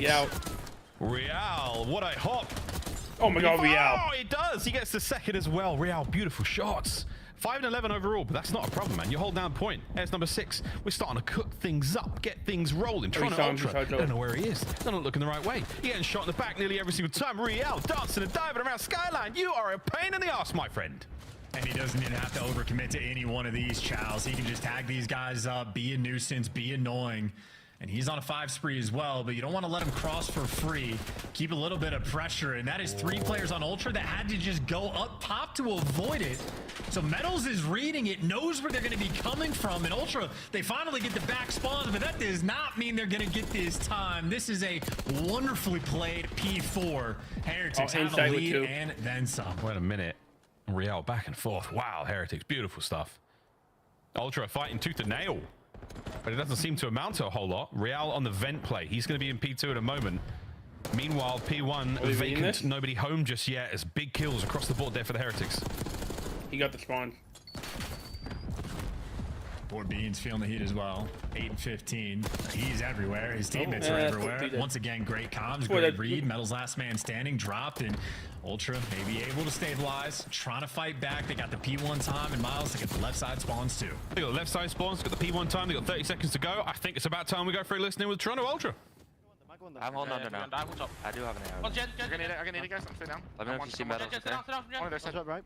Jamrenko. Nothing low. Low, dead. Top bridge. Really top. Bridge dead also. Bridge dead. I'm on my top bridge. Oh, I need here dead. Come on, Beans. I need a dead. Never time, yep. Operate on one shot. Operate on kitchen. He's still laying up top bridge. He's laying up top bridge. I piano right now. Close left, Ben. Could be under. He's not hit it. Low, weak. He's in the corner. One at a time. I need a dead from Beans. Hold tiles. I need that dead. Think we're good. Gym. Behind you, bro. Dead. I'm so one shot. Piano. You're gonna be close to right now. I'm gonna spawn out. Kitchen. Okay, stay. Kitchen one time. Fuck me, bro. Okay. They're gonna push the kitchen, bro. We're gonna chow. Good job, bro. Really weak. See that? Kitchen, weak on the chain. Went on couch surfing. Couch is close. I need it. Come on, Beans, give me one kill. Behind the table. Left side table and tiles. He's pinching bulk. They're both tiles and bulk. So bulk. I'm trying to Tiles and bulk. Oh, I'm dead. That's really I spawned out, bro. I Top spawned out. Yeah. Over one at a time. 10 seconds, bro. One new, dead, new. That's one there. Just hit you off and bulk. What? Really big bulk. Still bulk. Laying up. One's dead. One's dead, okay? Bulk. Else, what's the And go speaking there. I can try jump. Jim, one shot. Jim, not me. Jim. One shot. I'll be time. Put on the table, pushing that credit corner. Ready corner, dead. One more dead. He's right. 3 hedges, 3 boys, 3 hedges. Run me. Okay, I don't see him, bro. Child dead. Left side now. Charge right. Stay down. Dead. Left. Dead. Wait, one shot. I'm one shot, bro. Absolute what? Dead. Right kitchen now. Right left now. Right dead. Nice. Lucky. Nice. One shot, bro. This is big time. Just one piano now. I'm trying to hold mid, bro. At the gym. Nice shot. Damn it, I didn't hear it. Lead change, Ultra now in charge. Dude, that was a wild sequence, man. Beans doing a great job staying alive on the desk. Metals doing a great job just finding the route to get a 2-piece, and he's got another one as well. And the hard blocking. Oh my god. Kills right now. Again, the multi-kill machine. He's been fried. Brian, Metal's going to fry so much. Real picks up a few once again back over towards the bathroom. This has been a great hard point for the Heretics. Oh, up close and personal. Rencor and Real. What a duo that is. Real. Pushing the lead forward. Big hit now from Ultra. Most of them up high. Metals might be eating good in a moment. This has just been a P4 blunder, though. They got a near full 60 the last go around, and it's not looking like it's going to be the same. They didn't have the pressure up on the map. They were forced to have a bit of a turtled setup in Ultra. This time, able to get through. Now we're going to see if they can actually hold on to it, because it's not like they have a ton of space on the map as well. CleanX making Metals look every direction, but where CleanX falls, Metals for the contest. Nice shots, good read. Pick a corner, see if you can stay alive, or if the lack of trophy is gonna cost you. It has been a mixy P4 in a very tight game. Still good. Whoa, Rancor in and out he goes. With a hop, shoot, and a jump. Hard point back in the hands of Ultra. They're not going to be able to change the lead here, but they do have a bit of P1 love now for the Heretics. Rancor. Clean-up kills on the way out of the hard point. Insight still with a high ground. Do what you can to keep those boys down and out. CleanX and Bean, so they wipe the board. They force the Heretics to spawn towards P2. Now, can you get any more out of this life, Beans? Massive opportunity here for both teams. Got everything covered. There's another 2K. It doesn't quite give you the third, but he was close to spinning on it. But inside, he's got the trophy in the right spot. Melon's right doing time. everything. He's been able to just be in a statue in the hill, but where his teammates fall, Miami the play has collapsed, and Heretics are now back in this the is a good map. We're driving. They're roaring. Joe, you are fighting for your life here. His teammates are backing him up as best they can, and he's looking for spawns as well. A major 20-second hardpoint opportunity here at P1, though, still for the Heretics. Spawns good for Ultra. Hardpoint good for the Heretics. And this is great soak time as well for Heretics to be able to collect. They have two players that have been just running in circles trying to find Joe Deceives, and Rancor is able to collect a decent bit of time at Old, but the two players trying to hunt down Joe could not find him, so Ultra will have spawns and the time at New. Joe wins a massive gunfight as well and stays alive. That is tremendous. Insight now alone on the point. Here comes Joe once again. 3 in a row, trying to keep the play alive. Get the hard point back as Rancor now gets involved. Massive attempt now from the Heretics to get the break. And they might just get it done. Miami might win this. You gotta go God mode. And he just needs to wait. He's waiting for his teammates to get in the mix, and he can't quite get it done. But Insight and Joe Deceives do so. Front pressure's open. You're blocking the spawns. Rancor, last man standing, and the smooth moves are not good enough. Another break on P2 rolling through. This time, Ultra a little bit more desperate to hold on. Heretics playing at a light speed for the moment. CleanX is there to match it. Yeah, CleanX's two-piece might have just saved it. This hard point is going to stay in the hands of Ultra. Rotation done. Once more to the kitchen. And what a bloodbath this is about to be. Lead change Ultra, but for how long? Real now looking forward the rotation. Can't get it. It's Joe Deceives. Metals. Metals. No, he's down as well. Ultra are in. That's the entry you were looking for. It's the one you're gonna get, and you get the trophies on time as well. Heretics, you get one attempt to make this break. One break's all it takes. Heretics looking to stay alive in the series. Insight from Jim, getting the reps in. Still holding it from the front. Ultra looking to get the win right here and now. Mel's trying to find anything. There's a pinch, there's an opening, and there's a chance. The Heretics are in. Can they stay alive? It's pistols. It's pistols, and we're screeching to stay alive now. It's all for 6 seconds. There's the first set of trades rolling through. Oh my God. The next set in CleanX. Oh my God. The last one alive from Ultra, and he does Hold the fucking point, Miami. Now it is Ultra. How the tables turn. One break attempt for the game. Good. Oh my goodness, here we go. Real with a corner. Miami wins if they hold. And no one left from Ultra's close enough. Rancor gets it. Oh man, Miami won. Done, down and out. Their comeback is that was good. That was Game good. 5. Okay, Miami. It's another banger on Skyline. Okay, Miami. For the Heretics. And medals for MVP. I needed this. The route that he just took to make sure you go for that break. It is the desperation moments. My you can pick feel needed that this. Ultra's so close to winning the game. He doesn't hit through the front. He doesn't even cut through mid. He runs all the way around and goes for the full flank. They had one attempt and they set themselves up right. That is a hell of a call from Metals and great execution from the team to wait for him to see Metals doing that last rotation. That was like ultimate trust in the his teammates, because if he dies there, they lose. But he gets, I think he got 2. So many hard points in this game already in the last 2 weeks that have been this close, incredibly well intertwined score lines.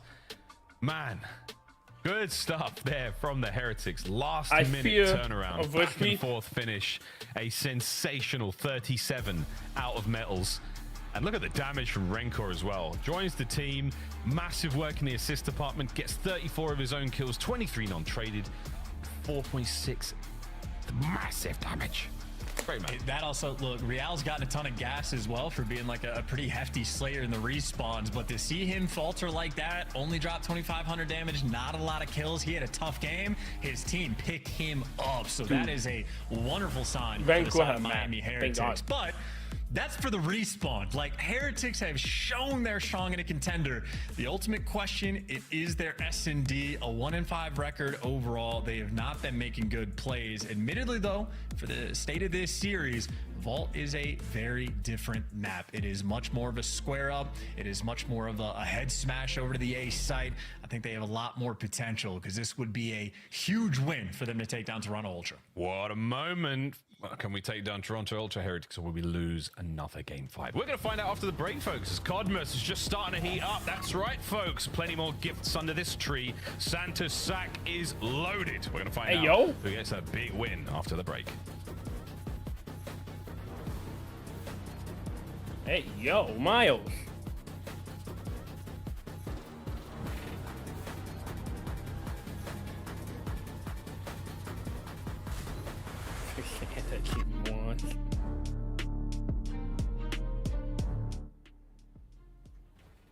Upgrade your game with the Scuff, the official controller of the Call of Duty League.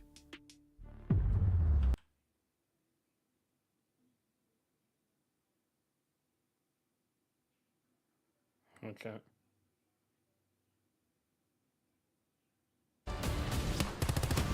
Go ahead, Jonathan.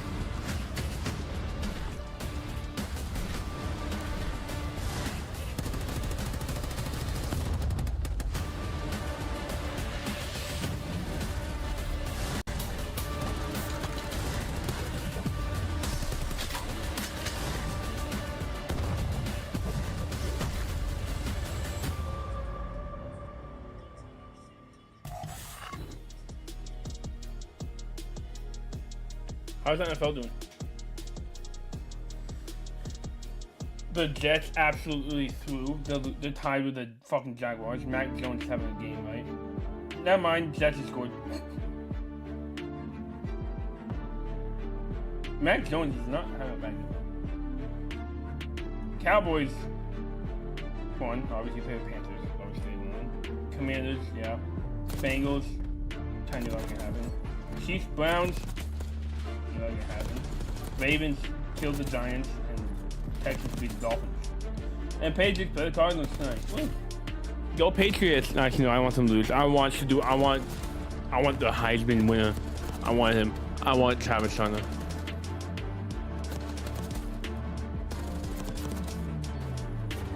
If the Patriots can get Travis Hunter, oh my god! If they can get Travis Hunter and get T. Higgins, I'm fine.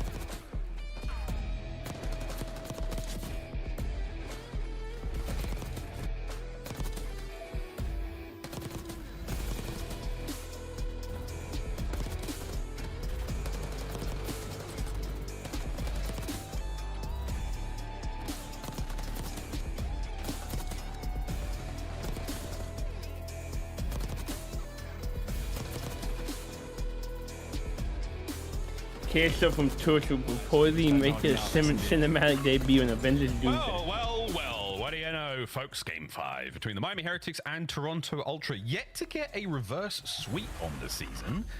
This could be it. If Vault is continued to be so friendly to the Miami Heretics outside of Hardpoint, this could be it, Chance, because you're not wrong. It's a very different search and destroy map, and yeah, Ultra, they're great at search. They haven't lost one yet. This could be it. Let's go Miami. I think Heretics have sort of already shown that, like, Wait, if they do clean up their S&D gameplay, they're going to be one of the top teams in the game. Like, they're going to be able to contend and fight with the best. And if their S&D continues like it is, so well, this game 5 is going to be a struggle. But I say good news. Again, Toronto loses, on Red the Thieves have gotten picked apart unless Thieves lose, S&D, which I don't think Vault is very different. if the Thieves win tonight and Toronto loses, I think Thieves are guaranteed second bad map situation for them. Or they're not having the advantage in the pick and bang. Well, so I think the potential for the verse sweep is absolutely here. And obviously we know have lost four maps clean in search and destroy. They're going to bring their A game. Yeah, not mine. Oh man, if Toronto loses, the guaranteed top 3. So real big one. And don't forget, folks, we're still seeding Minor 1. A massively important matchup for both of our teams. Let's see how we rock and roll. Oh, Real, you are so unlucky. That is a freebie for CleanX up first. Call of Duty timing at its finest, not an ideal start. What's Rancor doing? A little bit of luck on your side, but get a try their hand. Rancor's in spawn. Oh, it's more on every single flank, but you can still go pull effectively for free. So those two players down low, they're going to be surrounded. Yeah, CleanX is going to check this out. Oh my god. He doesn't have a huge amount of time to do so. Now you know Rancor's there. Nothing left to throw. It's a gunfight. And it's over. Ultra 20 seconds. 20 seconds. Beans through the front side as well. Oh boy, okay, Lucky. Last man up. Last man up, Lucky. Woo, good shots. Joe's on the bomb. There's the defuse. Are we able to get something here? Nice shots from Lucky, but too many mans down low on the bomb. Ultra retake. That was a horrible play. And how about that for a retake as well? Just from that play, I think everybody towards the back spawn to take care of Rencor. Just from that play, on the game plan front, Toronto are completely on point. Because it wasn't just like 1 or 2 players. They sent 3 there to make sure Rencor isn't able to make a huge play. So Ultra doing the little things, right? I didn't know he was there. Beautiful way to start it. And again, before a little bit of help for that free first blood. You know, if the timing goes a little bit differently, Heretics might have been okay for that round, but if Rencor didn't shoot right there, I think he got 2. Unless he got spotted, but I don't think he Ultra did. on the attack and oh, it's a B. Oh my gosh, the B. Towards B, and this is one of those sites, man. Like, A is always the favored because it's so easy to get the plant down, but if you successfully get a B plant off, the retakes on this site, in my opinion, are very close to impossible. Let's find out. Joe's covering that door with his life. Hadouken, they fly through. Metals actually gets first blood. Crazy, crazy opener. Over to the P3 side door. Renkor's still trying to keep a presence here on the bomb. If he pokes this at the right time, he's going to be able to catch a few out here. Oh, the stun is going to absolutely sing. My man might have streaks after that. He's on the defuse.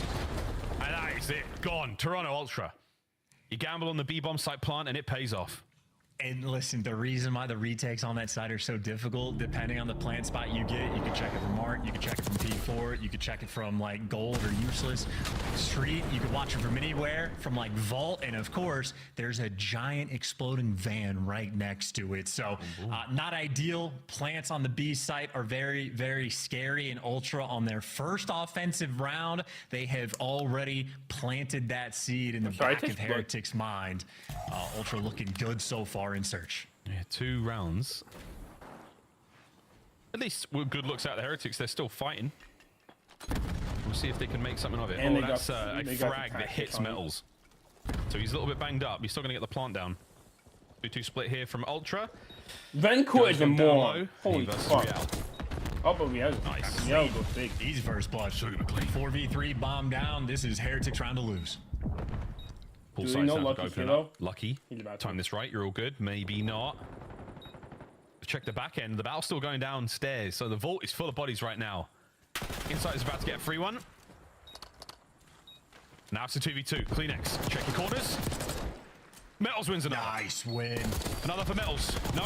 Inside. Oh! Miami's scoring. Jamie Craven. Miami's so fucking ass at search. Holy. 3v4, that is brutal. Insight and CleanX, the long time. Please, Miami, I need my picks. Done. I mean, they were crossing paths in the depths of Heretics. I don't have any doubles on. By the time they clean it out, There's there was no only doubles. 20 seconds left. But the coordination on point. Oh, man. Well, Rancor, welcome to the league. Insight has done that to many a pro player. You know, after he's like, yeah, nice, got him, yeah, nice, yeah. Except for Scrap. He hasn't done Scrap. Yeah, nice. I honestly, by the way, that's the type of round like that. Yeah, so that's fuck you, GG, Insight. right? Can't do it, Scrap. Scrap knows exactly how you and Kleenex play. So, and Dan knows how Joe's plays. So this is fantastic. If you're Ultra as well, you make maybe a tiny bit of noise towards B. You just expect to beat pressure. Heretics do not care. They're squaring up at A, despite the first B plan. Now let's go. Let's do this. Gloves are off. Oh, Real should be able to pick up Beans from the back. Oh, look at timing. The second time that it's hit Real, the timing is so tough. Beans. Oh, 2v3. Two round is enough. That's such a damaging moment. Nope, 1v3. Okay. Nope. Round. Ultra. Miami dash. Once again. Okay, well, Heretics, listen, it is a long break over Christmas before we come back to CDL. There is one big main problem that we're going to have to work on. But that's great news in that sense, but that's comedy. Poor Rancor. Oh, no. We're so close to him as well. You can see he's looking at his face like, damn it. You kind of know when it's at that range. Damn it. Become Jeff Daniels, not Jeff Bridges. Jeff Daniels. What? In the best Christmas movie of all time. Which is what? Die Hard. Thank you. Oh, yeah, Die Hard. Yep. Die Hard, of course. Jeff Daniels is in Die Hard, bro. Yeah, he is. Oh my god. No, it's not Die Hard. VLC Insight. I think VLC Insight. Down at A. Oh, excuse me. Jeff Daniels is not. He's the guy from... Don't worry about it. Back into the game. We'll deal with this later. 30 seconds. Ultra trying to hit the retake. And Trophy's going to help out a lot. So's Mel's. No trophy. Oh, no nades, two dead. Real finds his second. Over to Insight now. Can you continue your magic on the board? So you're not Real. You are soaring. Real. What a round. Joe! Oh my goodness. He's got the damage. He's got both. 2 more to go. 10 seconds. Surely not. The shots were ideal. Okay, Miami. Absolutely love it. Beautiful round. I mean, you bang out the A site, get the bomb planted, get the first blood, and the second blood. That's all you need. First blood's not good enough for Miami and Search, but if you get the first 2, they clutch their 4v2s. It is Jeff Daniels, where he's a SWAT guy, where he just knows that he's going to die. He accepts his fate, and his face just drops. It's an iconic scene. Jeff Daniels does a great job. I know he's the guy from Dumb and Dumber, and that was Rancor when the RC car got too close. You're just like, damn, like that's it. That's my life. I think you're talking about the movie Speed. Yes, Speed. Thank you. Love Keanu Reeves. You're so much smarter. Oh my god, Chance. I also have Google next to me because I was like, Jeff Daniels was never in Die Hard. I've seen that film a million times. Anyway, you're my favorite person. You are my favorite person. You have a wife. Oh my god. Shh, she's not watching. Real, don't pick this, you moron. Just take it. Heretics on the board. A little bit of magic like that. Stacking up. I mean, not even Joe on an absolute heater can change it. Rancor! Oh, okay, Lucky. At least 1 damage in. Lucky could save it. He does. Stops the bumper. This is such an awkward round. This is a 2v2 the heavily where they split know up. that Joe is just trapped over towards B, but I think Lucky might have let him out. And this is plenty of time for Ultra to work with, and it looks like the idea, Joe's getting back towards his boy. And they're going to be working it together. Insight 8-2, by the way, having a great game, and you have intel. 1 player is over by P2. The other guy's double door. So Ultra, they found every man. What's the call gonna be? Towards this A site they go, and keep in mind for Insight, he had a Jackal in hand as well. They isolated Lucky. Metals needs this 1v2. I mean, this is the most important part of the map, the vault itself. Whoa, okay. Nice job from Ultra. When you go to B, you go to A, you've got that highway down the bottom side of the map. It's so important. Decisions are yours. Miami is so fucking bad at Search. Man on either end. I could spawn in and be better. For Ultra. Holy fuck. Happy. 1 round away. And just a sort of textbook way is how you want to play these, like 2v2 or any kind of situation really in S&D. Joe Deceives and Insight showing off the goods. If you're playing split, try to group up together, get the intel on the opposing players, and then figure out a plan. And they just snapped into position, no time wasted. Those are comms flowing, and it's a middle map square of beans. Bodies re-out for that first blood. That's so good. Ooh, Metals doesn't want to take this fight, but he kind of has to. Look at the deep setup here from Ultra. Come to us, Heretics. Come, take the fight. This is what they want. You've got eyes on the B-bomb site at the very least, and you can retake A with the numbers. Yeah, Heretics, though, is a team that needs to play at pace. If you keep the busts above 55, you're going to be okay. But when the rounds slow down, Ultra, they'll just blow it up. They'll blow it up. Speed is of the essence. Here we go, Kleenex. Oh, dear. I think he got a couple of hit markers. Oh my god. So that's him winning this Lucky got timing. Beans on the flank, Kleenex Lucky could win it. That's the retake. A is done. You may as well jump on it. Lucky gets to make something massive happen here. And massive is not going to happen. Toronto Ultra. Thieves have the 3-0, I think. They win the series. Sorry, Beans. They have to be quiet. It's quite. I can hear Beans breathing. Really, their fate was sealed on that vault hard point. You got interviewed, Joe, you right? lose one respawn there from Heretics, and you're playing against a team in Search and Destroy that's as good as Ultra. Chalk it up and go new. That is just a tale of two very different Search teams. So the score line looks close, but that is 3 Game 5 losses already for Miami. Boston, they broke their curse from last year. They have a great Game 5 record. Heretics might have gotten bit by that bug. I know, it's their 3rd Game 5 loss in a row for the Miami Heretics, and 6-1, oh, it's just the cursed number. Again, it's more testament to the fact that Ultra are so good at Rancor got shit on. He played arguably the best control team in the game. Rancor just played the same position every single round, and he got red instantly, and VR got shit on. Keep that bus above 55 miles per hour. What's the car you have to get to 88 miles an hour before it does what it does? Can you think of that? The DeLorean. Come That's on, what easy I'm talking questions. about, baby. That's my duo right there. That's my duo. That's my duo. Jess, take it away. Turn today. Hey, Miles, guess how many rounds Miami won in Search and Destroy this week? 2. Oh, this week? I don't know. There was DOS today. 6. 6? Yeah. They played 4 games. They won 6 rounds. That's 1.5 rounds a game. I'll let you marinate with that. Why are we doing math? Allie. Sucks to suck. Get us out of here. All right. Let's move on here and talk about Allie's prediction. What the heck? You thought it was possible.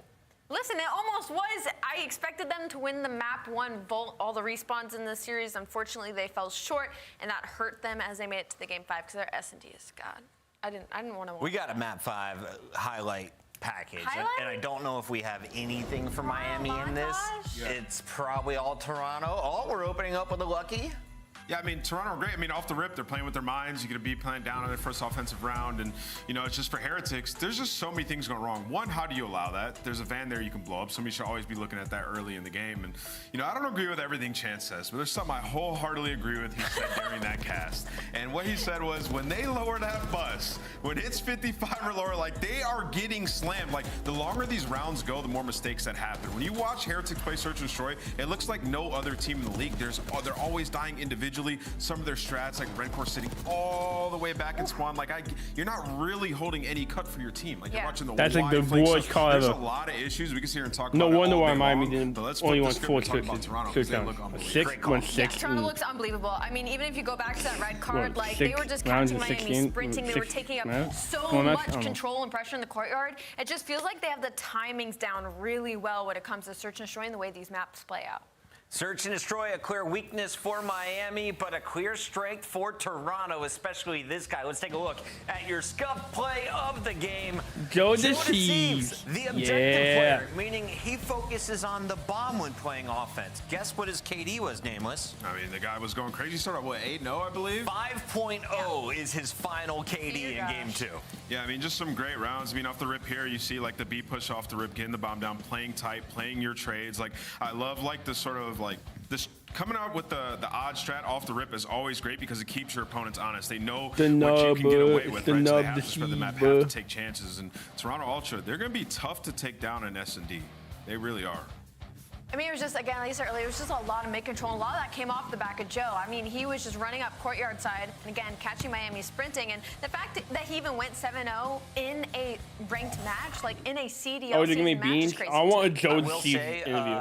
Game 4 Skyline Hardpoints are becoming my favorite game mode to watch, especially when Miami and Real are involved. Miami, unfortunately, not able to find success this week, but Toronto remains perfect. That means they will officially have a bye entering the minor when we come back from the break. Congratulations to Toronto. They were a top 4 team, and that is how the bracket that we saw earlier was shaping out to be. Toronto having a bye in that first round. We have the S&D God joining us live. Young Joey Deceives, now wearing purple. Joe, it looks like you're having fun with this lineup. It's kind of an odd pairing. I didn't see you playing alongside 3 Europeans, but you fit right in. How has it been? I mean, it's been great. You know, I think this is definitely the best team I've had so far. So, I mean, I don't know. Every day I come in with the biggest smile on my face. You know, they're great personalities, great teammates, players. So. That's awesome to hear. And you know what, Joe, pat yourself on the back, too, because you're a great player, too, and I'm sure they're very lucky to play alongside you. A lot of emotions in this series from you and your player cam. We were on cloud 9, and then we were at the bottom. What is it like being on Toronto Ultra and kind of keeping the vibes up, and who's kind of the vibe setter for the team right now? I mean, I think it's kind of all of us, but Ben does crack a good joke, you know, here and there to bring the vibes up if anything ever goes wrong. So, yeah. Here and there. I want to ask you, in Search and Destroy, you guys seem to have the answer for everything today versus them. Was there something you saw in maybe the VOD research? Because there's a lot of lanes on red card, and anytime we thought one of them slipped behind you, you guys picked it up almost immediately. So what did you guys see that allowed you to dominate? I mean, we definitely saw a couple of things when we watched our VOD back, but I also think it's just like a testament to like how good we are at S&D. You know, I think we're all individually good S&D players, and I mean, I feel like it's been showing, and we're just like, we don't really restrain like one another. I miss him on my team. You know, makes you feel free on the map. Imagine him and all right, Joe, you guys are arguably the best S&D team in the game. A lot of other squads battling for that crown, but internally, if you had a 1v1 battle, who would be the champion in Toronto? Well, like an S&D or just in general? S&D. Who do you trust with round 11, game 5? Jamie. I'd say Jamie. Jamie? Yeah, that's the better choice, man. Yeah. He is historically icy. Icy insight. Call out Joe Deceives. Congrats on a perfect start here to the new season. Appreciate that. Toronto Ultra, Joe Deceives strike first here to start our day, but we have Vegas and Atlanta. Who's going to get the first win? Probably Vegas or Atlanta. It actually is. Atlanta and Falcons. We'll catch you after this. 0-6 combined. One of them gets a win. Atlanta. Imagine they tie. I hope they tie. That'd be fantastic.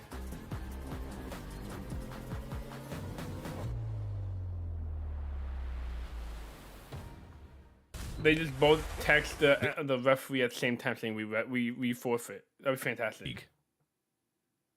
Upgrade your game with the Scuff, the official controller of the Call of Duty League.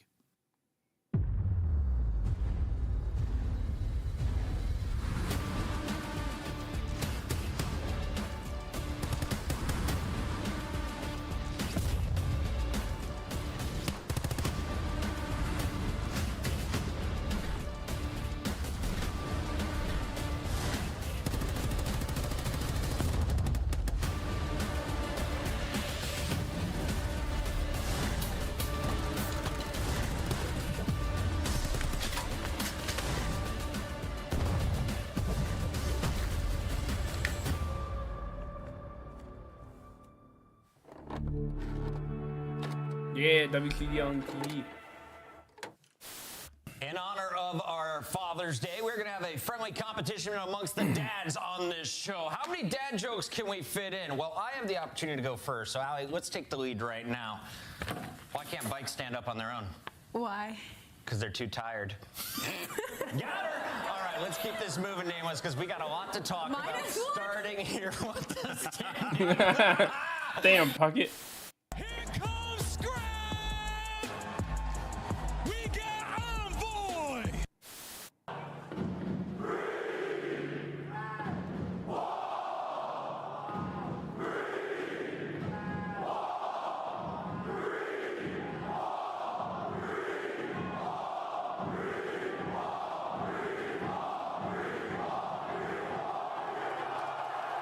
Yo, look at Hits, dude. Look at him. Yo, this event was crazy to watch. Billy, lie. But what the hell? What the hell is that? Wait, that guy's bowling. Wait, he's watching bowling. Look, look. He's watching bowling. Yeah, what the fuck? Wait, is he trolling? Oh, that's crazy, bro. He's mid-map watching bowling. Wait, he's got to be trolling, right? Nah, he's trolling, bro. He's trolling. That's an Easter egg from the CDL.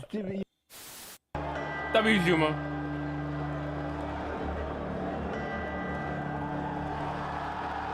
Oh, is this Crim 6?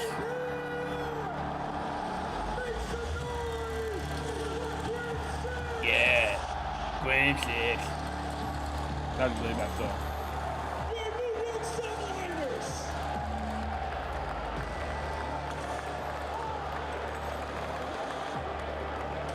That boss is kind of nasty. Crim 6, Hydra, Skies, and Kismet. Pretty good.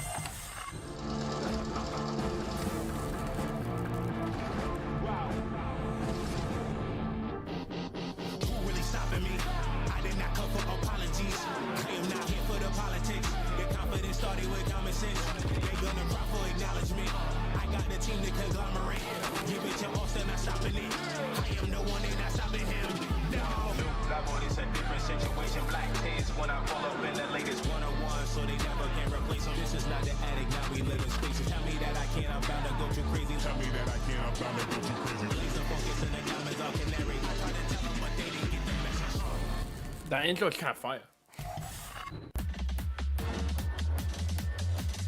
I don't know if I like Vegas. It's very technology forward. I like it. I like the outline.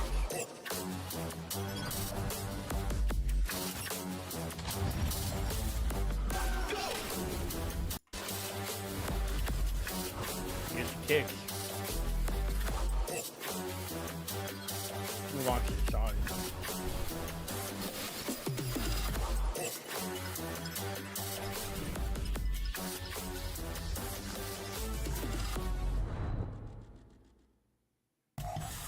Welcome back, everybody. It's the Falcons taking on FaZe, Atlanta versus Vegas, and this should be a fun one. I want to start with our Vegas Falcons. This is the new franchise, a brand new roster coming over from Saudi Arabia. They had a tough start in week number 1, still looking to find their footing, but they looked maybe at their best most recently against Toronto. I mean, 186 and a round 11 in your first 2 games. Yeah, I thought it was great. I thought the search and destroy was actually phenomenal. I mean, there were some great retakes that they had. You saw King getting very aggressive, and even when we get down to that round 11, a great play was made. Just got a little unlucky. I don't know if he meant to jump down off of the zip line, but he gets caught by Joe Deceives. Yeah. Right. Could have been a completely different series if they're able to pull off that protocol S&D win. And then in the HP, they keep taking stabs at Skyline, which we're going to see once again in this one, but they're blowing it, like getting broken at the very end, but they're keeping it pretty tight. So maybe they just feel comfortable with their development on that. Look at Clay in the back really right. Look at him. Look at Clay right there. Oh, every once in a while. So for me, we just watched Toronto Ultra. They just 6-1 one of our middle of the pack top teams in S&D. You take that, they went to round 11 with Falcons. You take Atlanta FaZe, who's been terrible at S&D, and you think, well, maybe this is finally the opportunity for Falcons to get a map. On the other side of this matchup, you have a squad that has their worst start in CDL history. This franchise is always dominant, the top-ranked team at the end of every regular season. But right now, Draza, Celium, Simp, and Abizi are sitting on a donut. They've fallen in some game 5s. They've fallen in some game 4s. It's over. Most recently, though, Abizi's having fun, dude. For the first time in almost 2 years. That was at the hands of Tyler's having fun. Which is insane, because it's like a question of, is it the fundamentals and the foundation? Is it the gun skill? Like, we're watching Abizi and Simp dropping .9s. Draza having a .7. Like, these are numbers that we aren't to expect from an Atlanta FaZe. It's not the gun skill. They just need to figure out how to play this game. And to be fair to them, they have lost to the 3 best teams in the game currently, who are undefeated. Carolina, LA Thieves, right? It's been a tough road for them up until this point, but still, it looks like they don't understand how to play hardpoint in this game. It's the only reason you would get a 100-point club in 2 of your hardpoints that you've had. So for Atlanta FaZe, this is a pivotal win. They need to come out and dominate this team going into the holiday break. All right, it's time to claim your spot higher on the leaderboard. Winner will do so. Let's take a look at their maps and modes for the best of 5. We have a triple dose of Vault to close things out. But we start on Skyline. That's good news if you're Vegas, right?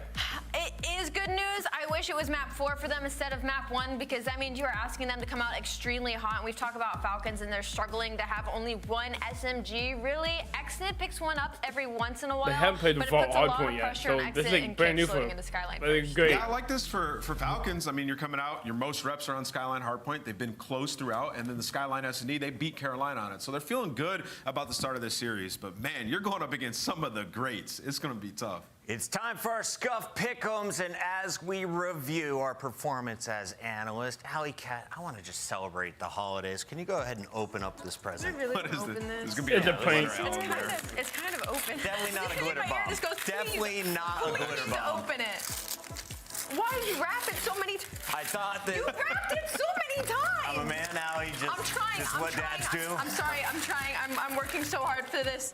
What is A magic 8-ball. I like that. this? Is so disrespectful. You know, I'm the defending predictions champ from last season, so this is crazy. You don't even have to take it out of the box. Just give it a shake. What question do you want to ask? Yeah, who's Will Atlanta FaZe win? Will Atlanta? I don't even see where it says yes or no.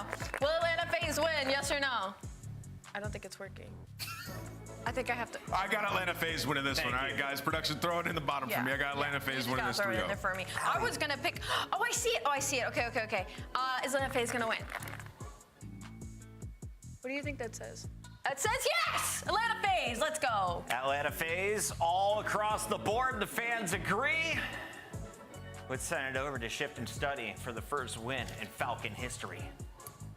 Could be. Hey, like Ant said, this is not a bad map series layout. That we For study. the Falcons, they've got a lot They of reps study on their more. hard point. They've got a lot of reps on the search and destroy, and maybe there's a chance.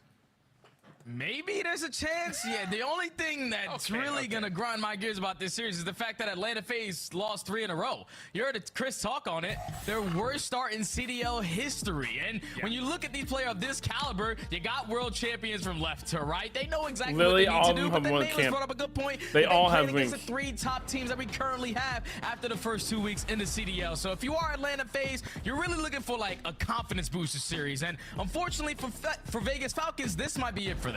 Yeah, no, I totally agree with you.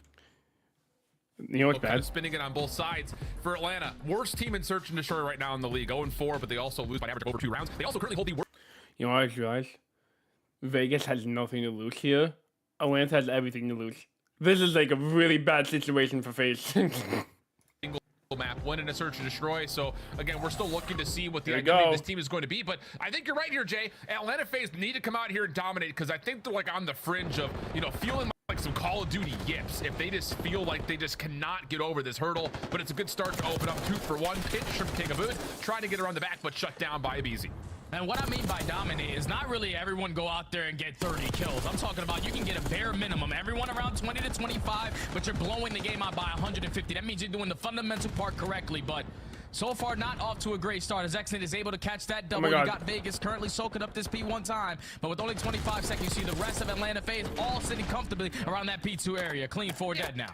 And I like the fact that, you know, when the Des was talking, like, it's not a gun skill diff, you know, why Atlanta. Hell no. In a moment. This is some of the most talented players we've ever had in Call of Duty history. It really is just the squad getting into a rhythm together. And again, a series like this could provide that little bit of a spark. And so far, so good here for Atlanta. They get the majority of time on 1, and they've got set up for new. Yeah, and not trying to allow anyone to sneak on by, but you see King Abad who already working his way towards the back. Vasilium catches the read on him. It's 3 dead in the feed. Last player alive is all the way across the map at a perfect hold so far from Atlanta. Looking solid. Falcons trying to set up their break attempt. A lot of it coming from the high ground. Nope. 1 sneaking down low. That's number 5. King Abad with 2. Able to open up with the double around the back.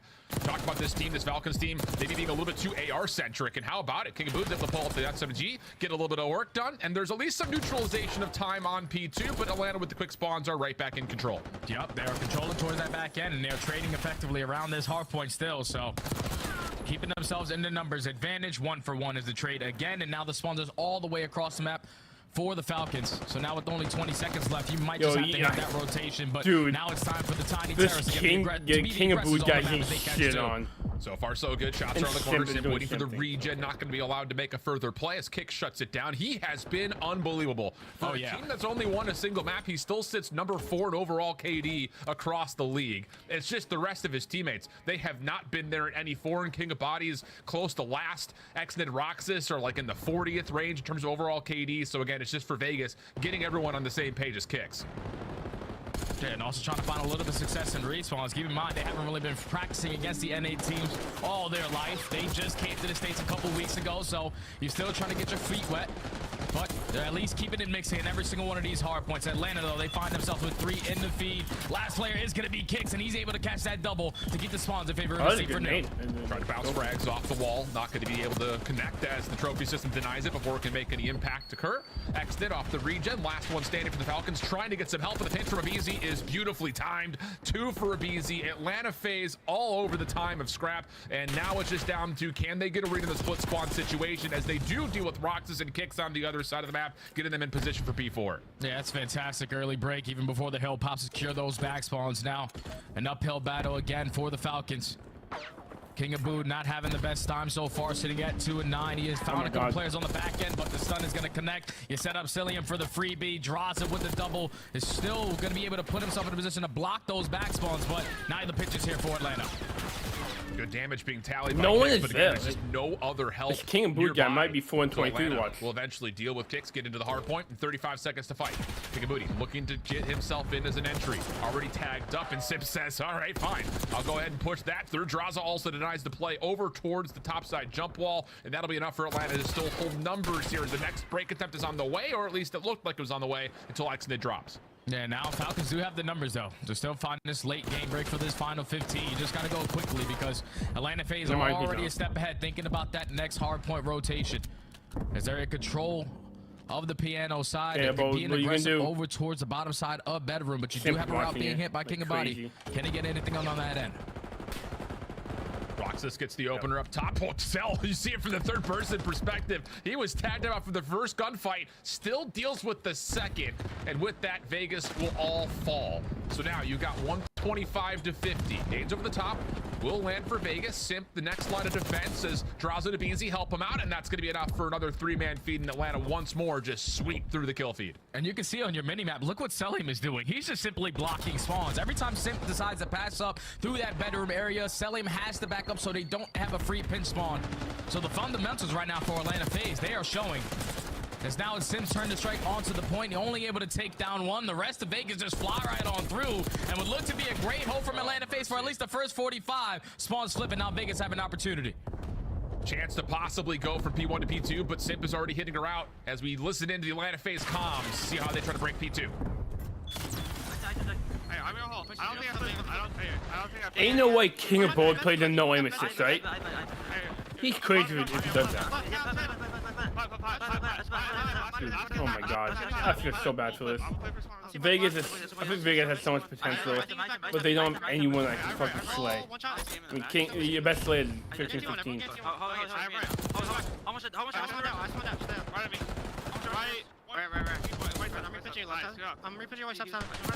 No one's playing time. What the fuck are y'all doing?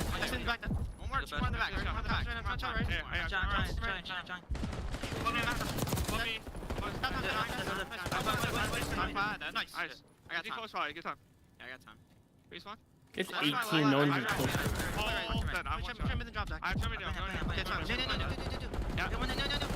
And they won't be making a roster change, so they're sticking with the King of Bold guys. I'm pretty sure they said they're only doing Saudi players, or Middle East.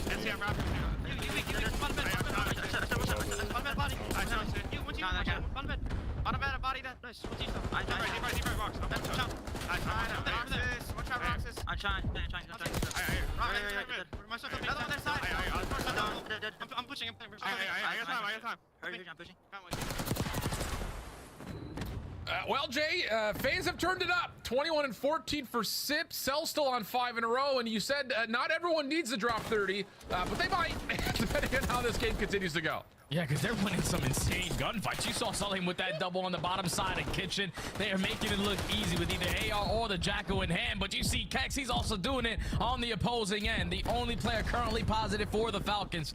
trying to give this team a little bit of life to potentially fight their way back into this game, but Atlanta faced way too much pressure around the map. 9 and Another 20. 3 make it all 4. Dead spawn secured for the next. They're going to be rotated and set up at new. Yeah, Kix is going to need some help, man. He is throwing in the full effort, tell you that much. 21 and 20, winning a lot of key gunfights, but his teammates just not there to follow up behind it. And now as they get wiped on their rotation over towards new, Atlanta has a chance to win the game here. This comes down to if Vegas can touch and contest enough to try to force another hard point. Drazah picking up in the play over through Old at Kitchen. Has an SMG in hand and Kix. Okay, just enough for at least the first blood. Simp behind it, looking to follow up, and he will get the double, leaving just now Vegas trying to hit from the front, and that has also been met with resistance from Atlanta. Yeah, they're all just getting cut down one by one. Body's able to win at least the gunfight in towards the hill, but Atlanta still with those back spawns. I said it's going to come down to close out the game here at Vegas can win in the net zone. Both final push going to come in for the Falcons. They open up with a double. Now the pressure's going to be here at bedroom. Simp off another 5 spree. Also gets a read onto a Kix on the rotation through wardrobe. Can't quite collect, but it does at least force Atlanta off the hard point time, leading to what will be a hot tub hill. BZ Drazah opened things up nicely, and this looks like it should be the finish line here for Atlanta. A team that, you know, on social media is starting to get a lot of criticism out of, you know, since all the Black Ops 6 events have happened, including the preseason events. 4 hard points that they had been a 100-point club, and now they're looking to kind of return to sender here as they have a chance to put this one away with 10 more seconds of time, Jay. Shout out Troy Sender. It's gonna be over here. Atlanta FaZe trying to right the wrong so far in their season. Finally dominating in an opening hard point. Only need 4 to close it out. Looking good for it, although Kigabody up top. That's nicely done with Kix and support. Zelia right over the top of this, trying to get the trade. Holy but crap. Again, shut down as Vegas look that they will escape the 100-point club. A mere consolation prize, though, as the rotation to new is already pretty much afoot here for Atlanta. Kix again. You know, just give the kid some credit. This is a Falcons team that barely broke top 24 in Challengers Opens last year. A couple of good online placements, but Kix has always looked good throughout all of that. And he continues to look good, but there's no one to help him. If you also remember when these 2 squads matched up at EWC, this King of Boy guys almost double negative. Falcons, they gave them a run for the money. Every single map was close, even though it ended up in a 3-0. And it was Exit and Kix, that dynamic duo who were able to put them in a position to even contest it. But final kill gonna come in. Still the back spawns here for Simp, but that is going to be Simp. Mr. Chris Slayer closing out map 1. Yeah, this is the series that Atlanta needs. They need to have performances like this, kind of quell some of the doubts, because I think the thing about it, and like we kind of briefly touched on, since Black Ops 6 has hosted competitive events, there have been 4 hardpoint maps that Atlanta FaZe have been 100-point club, 2 in this CDL season, as young as it is. So when you already hard veto out Red Card, and you've been 100-point clubbed on Skyline, you've been 100-point clubbed on Vault, you're sitting there like, what is happening? So big bounce back match here for Atlanta, and they're starting it off very nicely with a convincing win at map number 1.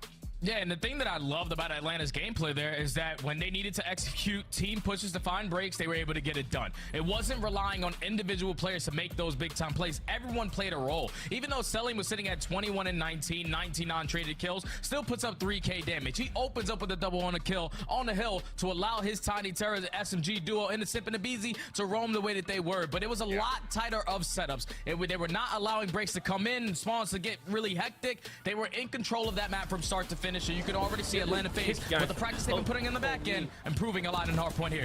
And I think it's just zoom out from the fact that this is, you know, a world championship caliber team versus a squad that is still getting their feet wet in the CDL. But the thing about it is the flow on the map just felt so much more like we would expect it for Atlanta. I mean, 64 and 40 combined for the double SMGs, the Tiny Terrors. But I think it's just more impressively so. You've got Cell, who's just continuing to either make early rotations happen, or he's locking down old time to make sure the exits for the Falcons are always tested. Drazah is also in a good rotational position. He did well to kind of get himself on the hard point early and often. It just, that felt more like what we would have expected from Atlanta from day one. Yeah, because they used their raw talent to bombard their way through a majority of these hills here. Because if you think about the beginning of that game, Vegas put themselves in a position to win the rotation over towards P3, win the rotation over towards P4. But then when you come down, when you talk about the setups, and when you're relying on that one-on-one gunfight off the rotation and you lose it, that's when you're spawning all the way across the map. And that's when Atlanta FaZe tend to start to run away with these games, when a BZ and Sip are clutching up in those one-on-one gunfights. So Vegas, unfortunately, cannot secure their very first respawn of the entire season in that map number 1. But now they're going into a bread and butter Skyline S&D where they at least do have one victory there. Yeah, indeed the case. And you can kind of see where a lot of the damage had been dealt. A lot of it comes on the money hills.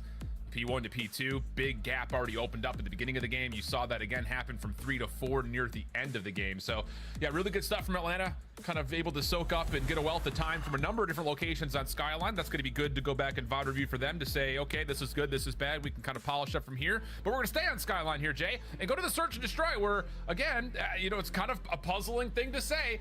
Atlanta is currently, by the metrics, the worst search and destroy team in the game. Now, again, the caveat comes off of the fact that as we look at hindsight, their first 3 matches were versus our top 3 teams in the league. Yeah. So there's got to be some sort of a, all right, let's not, you know, throw the red flag yet. Not only is the top 3 teams, I'm pretty sure some of the best teams that we have in the search and destroy game mode. Like Carolina, they are great. Toronto's great. And then LAT, they just have a Hydra and a Scrap, so they can win whenever the hell they want. But if you are Atlanta, now you're going to take a look at your road to the major, because obviously starting 0-3 is not the ideal way. When you're one of the most accomplished rosters that we have in the CDL, you have to try to figure it out and figure it out quickly, because the beginning of your schedule was very difficult now that we look at it in hindsight, the way that those guys have been performing. But following this match, you got Rocker, then you got a Breach, who I've been really impressed with that roster, and then Cloud9 finally getting their first dub a couple days ago. So they have an opportunity to potentially still work their way to a 4-3 record. Page to losing. I think the thing that's 3, kind of important in the midst of even looking at their recent results, you go back to that LA Thieves matchup at the end of last weekend. You got to remember that was a round 11 and round 10 search and destroy losses. Yeah.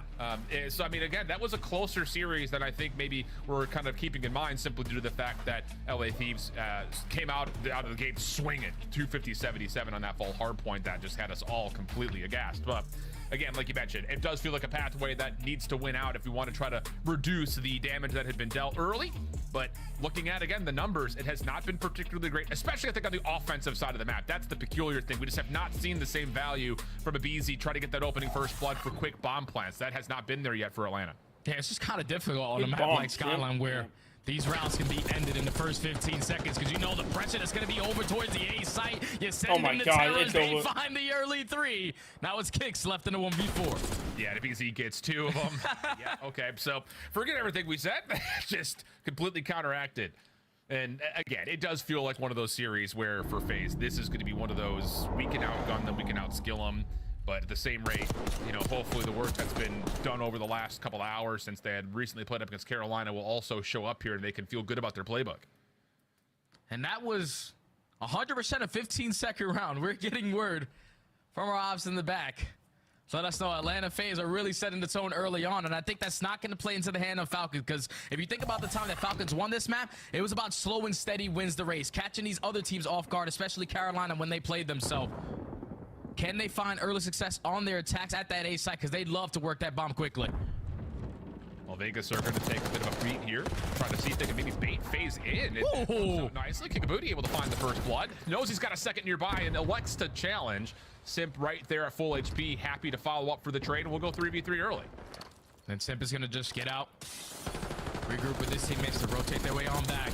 Cellium somehow, some ways, they better at least get one before falling. Instantly going to turn it into a 2v2, and look at how fast Simp and Draws are on the map already. Excellent gets the read. Go B. Not really an opportunity to play through Kitchen. And that's what are you guys doing? Go B. Excellent. Excellent. Oh my God. To start taking their attention back over towards the hot tub side of the map. This is a difficult cross. You want to try to get the B in a 2v2. You don't have any presence towards Kitchen. It'd be difficult. Oh, how about this? Some initiation here from Atlanta. Excellent. Good read. Heads to the prone position. Roxas with them, and Roxas will take both. Okay, solid read there. And that'll get an opportunity for a 1-1 count. And that's a slow and steady wins the race. You can see Atlanta FaZe, they were not prepared for it, but they still got to laugh those kinds of rounds off, because it was a perfect bait and switch out of Exton and Roxas. The setup to double from Roxas to clutch up in that round. Tie the game up at 1, but you can already see on the side of Atlanta FaZe how they are deciding to play this with the aggression. They're sending in the tiny turrets to find early success, but that time they just get a little bit too impatient there, and Vegas are able to compromise them. Seen a number of teams try to pull that same kind of strategy off of, let's just hold back. We don't have trophies. It's going to be difficult for us to make initiation across the map. Not enough, though, for Simp and aBeZy, who are all over this play. Last player left is Roxas over towards the A defense. That will not work out. And it's just down to Kicks. He will be likely stunned. Actually avoids it, but has to force to take a challenge as he's being hunted. And it's a flawless offensive round again for Atlanta. All right, so opening attacking round for Atlanta took 15 seconds. Second opening attacking round took about 22 seconds. It's just the SMGs being super aggressive over towards A again. You're finding the early success. You're putting yourself in the early man advantage. And then in the 4v1, you simply stand no chance when you have full bar control. So if you are Vegas, you probably want to change up your defensive strat a little bit. Try to apply a little bit of pressure around that mid P1 pool area because Atlanta are dominating over towards bar. Yeah, it's been a little too easy, it feels like, for sure. I never realized that.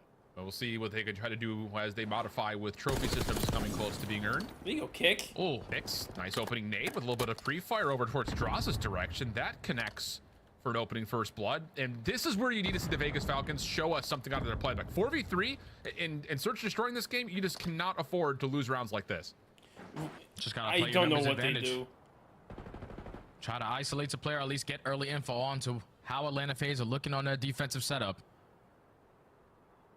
Roxas going to be laying down towards the top plat, still just waiting for one player from Atlanta FaZe to be a little bit more aggressive than they want to, but it's already been 40 seconds, and look at the repositioning out of Avicii. Looking to get aggressive with this. King of Booty is able to get a couple of opening shots in, tracks him over towards the pool. Semtex deep, a little bit of pre-fire with it. We need to finish to get this kill. Avicii's just hanging out. Finally, he gets finished off. Cell trying to provide some support, but now he's caught over by Piano, or is he? Nice win from Cell, but it will come at the cost of a post-plant situation for Vegas in this 3v2. And Simp is hitting the on-the-ground route. Oh, or at least working his way through top hallway. So both players with ARs trying to clutch up into 3v2. They isolate onto kicks 2v2 now. They have time for this. Vegas will have to be a little bit worried about the re-wrap back through mid, and they will bail completely all the way out towards the open patio and re-wrap this through mid. It's a proactive play. But can they get here in time to ensure that no one's on for the defuse? You're gonna have to make a commitment, and Sim's able to get the read. Now it's just down to one. Exit for the 1v2. He's gonna try to play out the clock. Down through Jim. Did he see Cell? Maybe not on the initial drop. Check to make sure no one's on it. And Cell, he's able to stick for it. Sim saves his life at 9 HP. And he's gonna be able to secure the defuse and a 3v4 round for Atlanta. And I thought Vegas, they played that to perfection. You turn it into a 2v2, you hit the rotation out, but then you...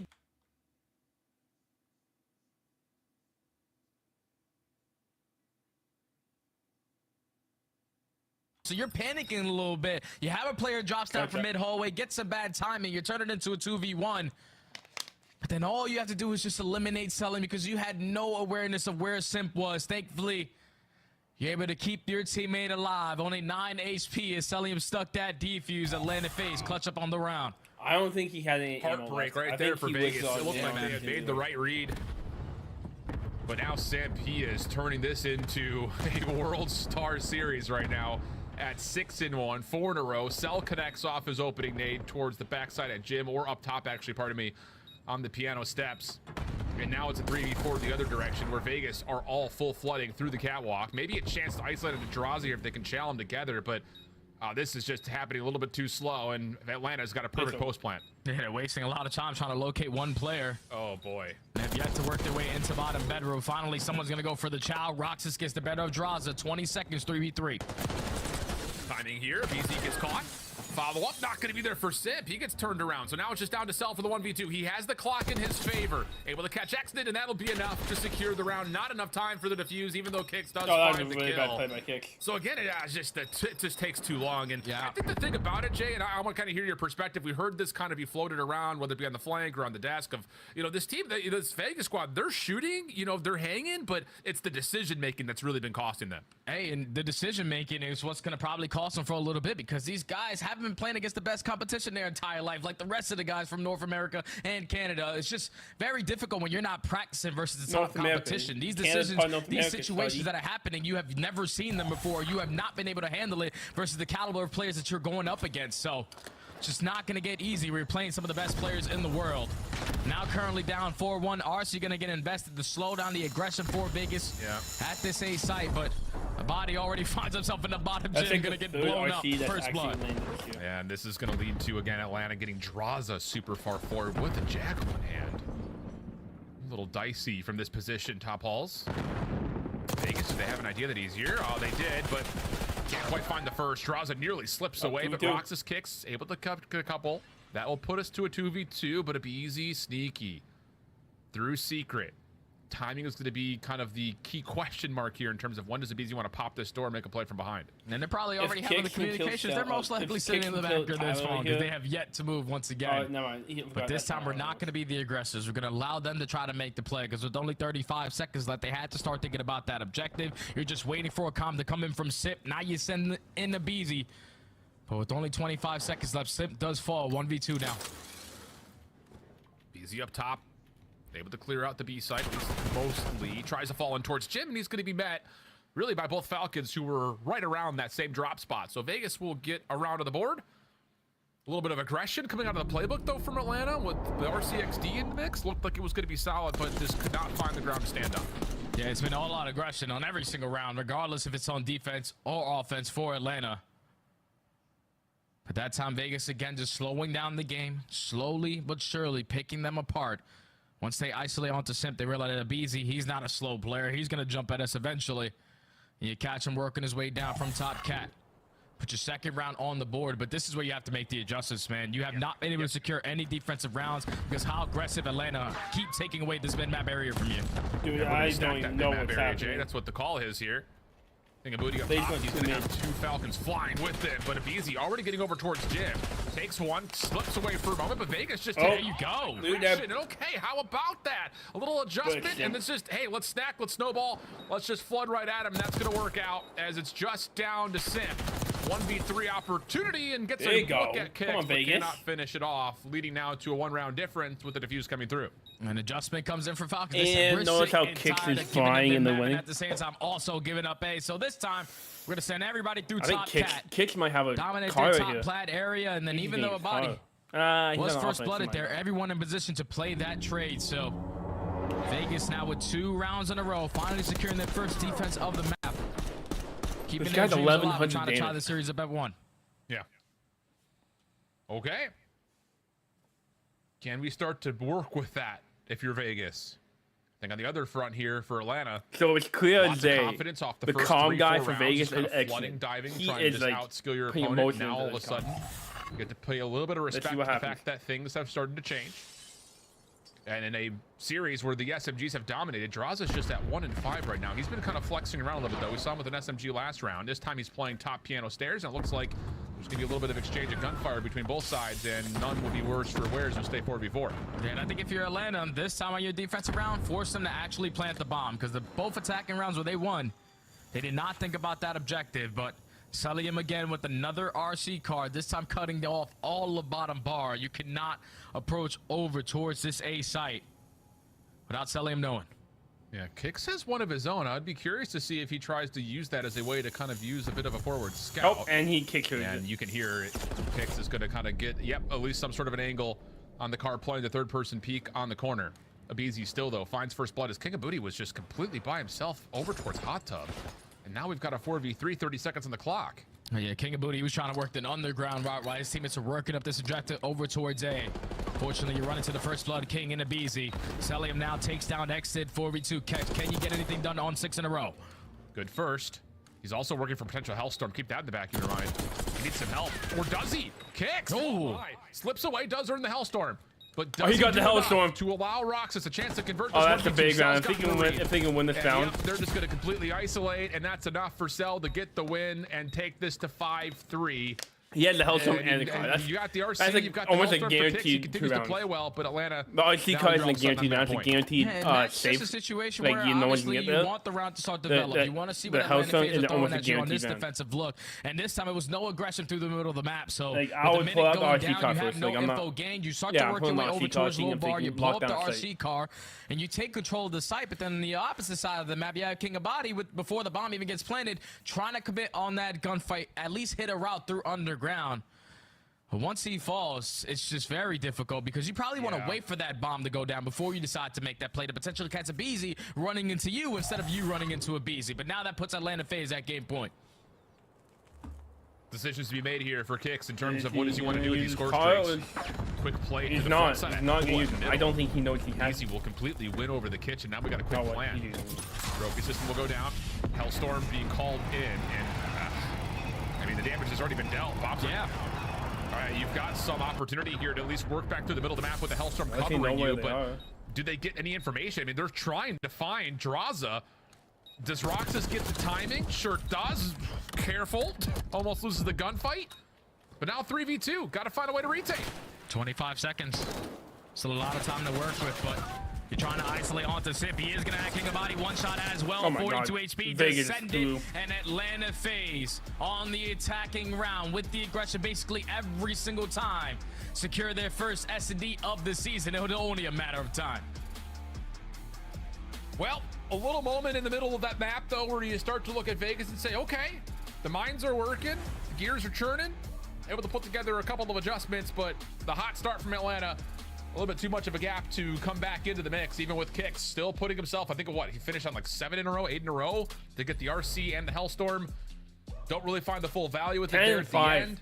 9-6. Regardless, another solid map from Kicks continues to be impressive for Vegas, but the problem is his team still hard pressed to find map wins. Yeah, because it seems that King of Body, the only SMG player for this Vegas squad, is their playmaker. But when you have 5 first steps, you're not really finding any success in your playmaking ability with only 1 first blood. So Vegas, they started to slowly but surely work their way back into this game by slowing down the rounds, and Atlanta FaZe probably getting a little bit overconfident there. But Atlanta FaZe did not let their foot off the gas since that map number 1. They take over the search and destroy, and now they're up 2-0 in the series, looking for their first victory of the entire season. Yeah, looking for both these two teams looking for a lot of firsts when it comes down to this overall, but at least Atlanta will find themselves a search and destroy win on the way for maybe their first match win as we head back to the desk for our mid-map breakdown. This is the bounce back they were waiting for. And what's up, Nameless? I'm just saying Atlanta's back. Atlanta's back? They're back. 100%. I mean, they're getting there. They're getting there for sure. All right, we're going to show it and how in just a moment. First, though, Allie, let's visit some highlights and talk to me about the search and destroy. You mentioned it during game 1. Kicks was catching your eye. Yeah. Why? I mean, he's just gross. I mean, even when his teammates were struggling to put numbers on the board, Kicks ended up doing what he could, going 29 and 28 in that map number 1. And then we come into map number 2. Guy goes on an 8 spree out of nowhere, trying to pull themselves back into the game. Unfortunately, a one-man army is not enough to take down Atlanta FaZe. Things were trading back and forth early, but unfortunately, Vegas Falcons just didn't really change their approach. They very much invested tax often when it came to these defensive strategies to try and catch Atlanta FaZe, slow them down. But once they did that, they didn't really take a whole lot of space. This sketch tweeted out, I'm recruiting people for my GTA 6 biker gang. Must have experience handling meth. This is how you want to play this game. Utilize the Omni movement, play aggressive for Atlanta FaZe. You can tell today they wanted to make a statement. They're taking these guys super serious, and they've been dominating so far. Got to bring it to control though. Falcons trying to keep it close and search and destroy. They'll do the same as we get to a game 3. Before that control, though, let's revisit why Atlanta FaZe is back. Nameless in the green room was like, oh boy, look out. Yeah, look out for the man. Listen, it's only a matter of time. We all know. If they were to lose this game, they would be on blow watch. Shout out to Octane. But they're not. They're looking good. So let's talk about this situation going over towards P3. So typically what teams will try to do, they want the preferred spawn, which we'll use green. Shout out Octane. Preferred spawn's over here on this side of the map. Just because you're going to be rotating to that next hill and dominating. So we're going to talk about what Atlanta FaZe does here and how they execute this. So this is Sip and Abizi, the Tiny Terrors, the players we want to see work together more on the map and play more aggressive. So on rotation here, you're going to see Abizi, he's going to push up, and what they're trying to do is they're trying to kill this guy, so Simp's going to bait him out in that moment, right? So typically, though, after you execute that kill, what happens is a lot of players will like send their players around to get that. My bad, Case. He's on your dick right now, bro. On to move him, bro. Then ask for. Even in that hard point, which we'll go over here in a second. This is how you want to play this game. Utilize the Omni moves, and they've been searching. 4 players on it. Move them, bro. No, we don't have anyone to replace him. 7 in a row, 8 You can't. For the first week. They want you to pick who you want. Just go in, bro. You're complaining about something that takes 5 fucking seconds, Case on 5. Nah, that's crazy. I ain't gonna lie, it's either on the bench or over. He doesn't have a bench. Nah, I'm hearing other right now. Here, man. Going well today, Atlanta FaZe working together, play this game. Utilize that serious. Keep it close. Some bullshit, man. What happened? Look out for the man. Oh no, just turn him down. I think he's okay. He went down awkwardly though. The guy might be. Is Herbert hurt? Okay, son. What happened? Oh no, just turn him down. I think he's okay. He went down awkwardly though. Yeah. But they're not. They're looking good. So let's talk I'm gonna about take a hybrid center knee right there. He paused it. Yeah, he paused it. Get to a game 3 before that control though. Shadow let's Octane. Revisit why Atlanta FaZe is back. Shadow Memphis Octane. in the green room was like, Shadow oh, Octane. look out. Yeah, look out for the man. Listen, it's only a matter of time. We all know. If they were to lose this game, they would be on blow watch. Shout out to Octane. Yeah. They're not. They're looking good. So let's talk about the situation Look at him. going over towards He's so Pit 3. happy. So typically what teams try to do, they want the preferred spawn, which we'll use green here. The preferred spawn's over here on this side of the map, just because you're going to be rotating to that next hill and dominating. So we're going to that's a great. Did y'all hear what Ant said? What he say? He said if FaZe were to lose this series, they'd be on blow watch. Word to Octane. You're global. You're global. He's global. He's global. Particularly because those are the moments that we really hadn't seen from Atlanta in the respawn in particular. It just looked like everyone was doing their own thing, but yeah, the teamwork element really come to light on the opening hard point. Okay, Now we're Vegas needs to win. My pick didn't go through here. Didn't go through here. They can definitely do it because right now you can see Vegas Falcons. They are just simply struggling in the slaying department. The playmakers are making the plays. Then the we only got one Carolina finding success and in that Cloud9. slaying department is Kick. So someone needs to try to Doggy. assist them because you're going up against some of the best players in the world. You need to be able to kill them.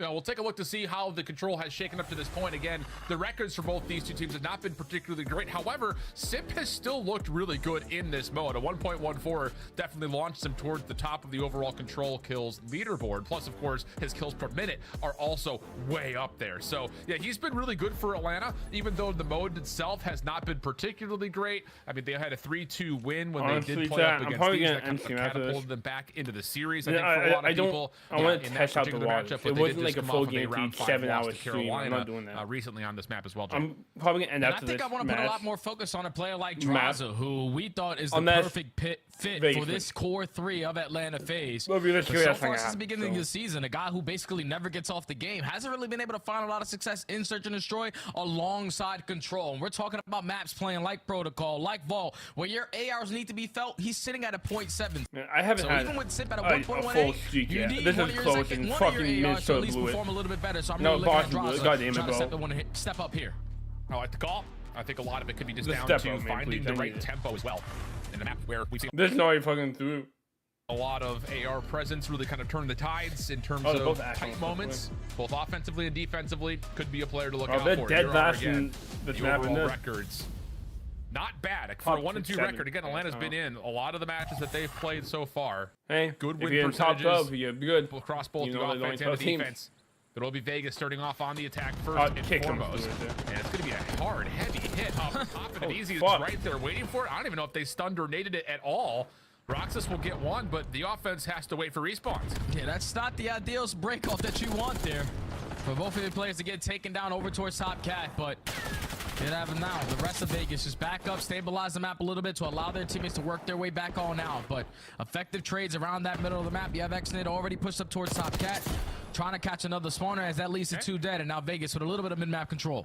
Hey, Good top ball look. control. XNID now turns that into There's a little bit Vegas. of a pincher on the back. This That will work leave- out to that get on vibes. and stop the clock with a couple of members already stacked up on towards A. Atlanta off their respawn. Down towards the bottom left of the minimap. Looking like they're trying to recover through balcony side. Kicks, clears out B Street, and now all of a sudden FaZe making a bit of a decision of, are we really going to go for this? And Sim says, sure we are. If not with that, I mean, able to get himself 2. Abizi following behind. Roxas is double. Will keep Vegas' offense in contest. Yeah, Vegas still have a couple players around this mid-map ready to contest it. But Selim was able to get the better of Kicks for that final I'm player. hungry. So now with only 30 seconds left, 1 segment to their name. Have a route being hit, but Simp with the perfect read on Yo, to this King king of Amadi. bald guy is Puts a him ass. down with Holy ease with that fucking jackal in unit. hand. Man, it's Now not with gonna only happen. 23 seconds left, 3 though down in the feed. Farthest player is going to be Roxas. Oh, fuck. Imagine Hook on this team.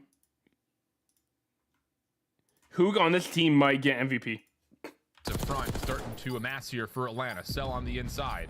A bit worried about the catwalk play with 5 seconds on the clock. He just needs to make sure no one touches this. Realistically, That's gonna work out you need an beautifully. SMG. Last attempt here for Vegas to try to get I on and think you stop, pick but up Simp right I here think around you it, pick up and Ilya. they I think will he's the clear best off the available, last and contestant you might on the get an zone. AR The and defense push will Roxas. only give I think away, I think, a Roxas and single King tick of Body are progress there, gone. Jay. Yeah, If single they do make a segment change, in favor of Falcons. they probably won't. I You think would think that Roxas if you and are King Atlanta, Body, because when I anything thought you when do, they initially got those 3 kills and they were stacking on that Then point, they have to- Atlanta you were might really pick up slow Stan on their if you did. re-break attempt. But when you allow Simp to just walk right on in through mid-connector and find that double to start off those traded fights, and then they maintain the rest of the map control the Look at the guy, entire bro. time. Falcons just didn't have any breathing room. He to has think no about their life second in him. objective Like, play. So he's not. He's doing now they go on everything, the and then defensive yeah, end. fade one. Just I gotta try to called keep it once I Atlanta saw trapped him in the back of this laughing one as long before as the you first can. map. I think it's over. You can This see guy again, just not having fun. the emotions of Just Atlanta these still three very suck. lighthearted, smiles and laughter all over. Again, a series that he put the names against each other on paper. This should be a blowout, and so far it has been. Vegas. Nice nades bounced off the wall through marble. That's going to work out to clear the top walls. Now the focus for Vegas can start to be working forward. And that's nicely done. Okay, good break off here for the defense of Vegas. They find 3D initial kills. They also take care of Simp. Now you know that everybody else of Atlanta FaZe are off the respawn. You have Kicks already pushing out towards gold as well, so gonna isolate all of Atlanta to force them to work this overextension, and Vegas are ready for it. Good opener from Xnid. King of Booty, though, cannot take care of Draza, who was caught with the pistol out. Trade is good. Xnid, a little bit more trouble. Okay, this is what we need to see. Someone with an SMG starting to step up. And Xnid has provided so far 7-4 off 3 in a row, but can he keep up with the likes of Simp and Beezy throughout the entirety of the map? Because Simp is doing stuff like this, a little dash, a little style, but Xnid does chase him down. Really, like, the trade, and Vegas will hold a full life advantage. Yeah, there's only 30 seconds left, and Atlanta did not have a single second to their name. Now with Beezy trying to open up a route through this OE. Finds that first go onto King of Body. The rest of the Falcons players working their way over towards B Street, but Atlanta have worked their way into A. But you see the route being hit by Kicks over through Top Cat. Can he find anything? Taking his time, waiting for a little bit of help. Mid. Able to clear off Celium. Clock will still stay paused as more FaZe members are here. And what are we waiting for? If you're Vegas, we got the full surround. Let's just hit the go call, and eventually they will. Kicks able to continue his little spree at the moment. Eventually shut down, but the clock will continue to tick. Atlanta now gonna be hard pressed, try to work their way back in, especially with Xnid. 10-5, really doing a nice job, just kind of floating around the zone. He's gonna have a couple of FaZe members in front. He still deals with one of them. Last player left is Abizi. He has to jump on into the zone. King of Booty able to get us a little bit of help from Roxas, plus the follow-up is good. And we're just at a one tick affair for the first two attacking efforts. Okay, Vegas. Defenses from both teams. Just there's some lot of mid-map control on both ends. That time it was Xnid and Kicks. Just hitting those routes, finding a two-piece after two-piece. But every time you thought that they were going to work their way over towards Cat, that's what you had the AR player at Roxas.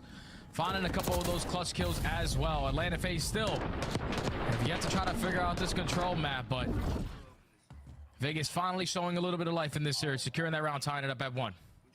And I was about to ask you at a certain moment, like if this continues to be one of those kind of 3 ARs setups for Vegas where King of Body's just not really hanging, do you look to a player like Kicks and be like, yo, you're talented enough, you're obviously gunning with the best of them, do you try to maybe push him onto an SMG and see if he can maybe run that rogue SMG slaying role that we're so familiar with seeing with our top teams? Every time so far they've opened a match with Paco opening a Pokemon card pack. Why not? Because the guy obviously has the gunny in the back pocket. Right now I'm watching the he's video able to get it done with both. He's just hoping that King of Body can find a little bit of success with his SMG, because right now he's like every time he opens the back he's with the Jacko in hand. As the first segment is already in, a clean break off right there from Falcons. And now Atlanta FaZe working their way over through Cat. Second tick as well.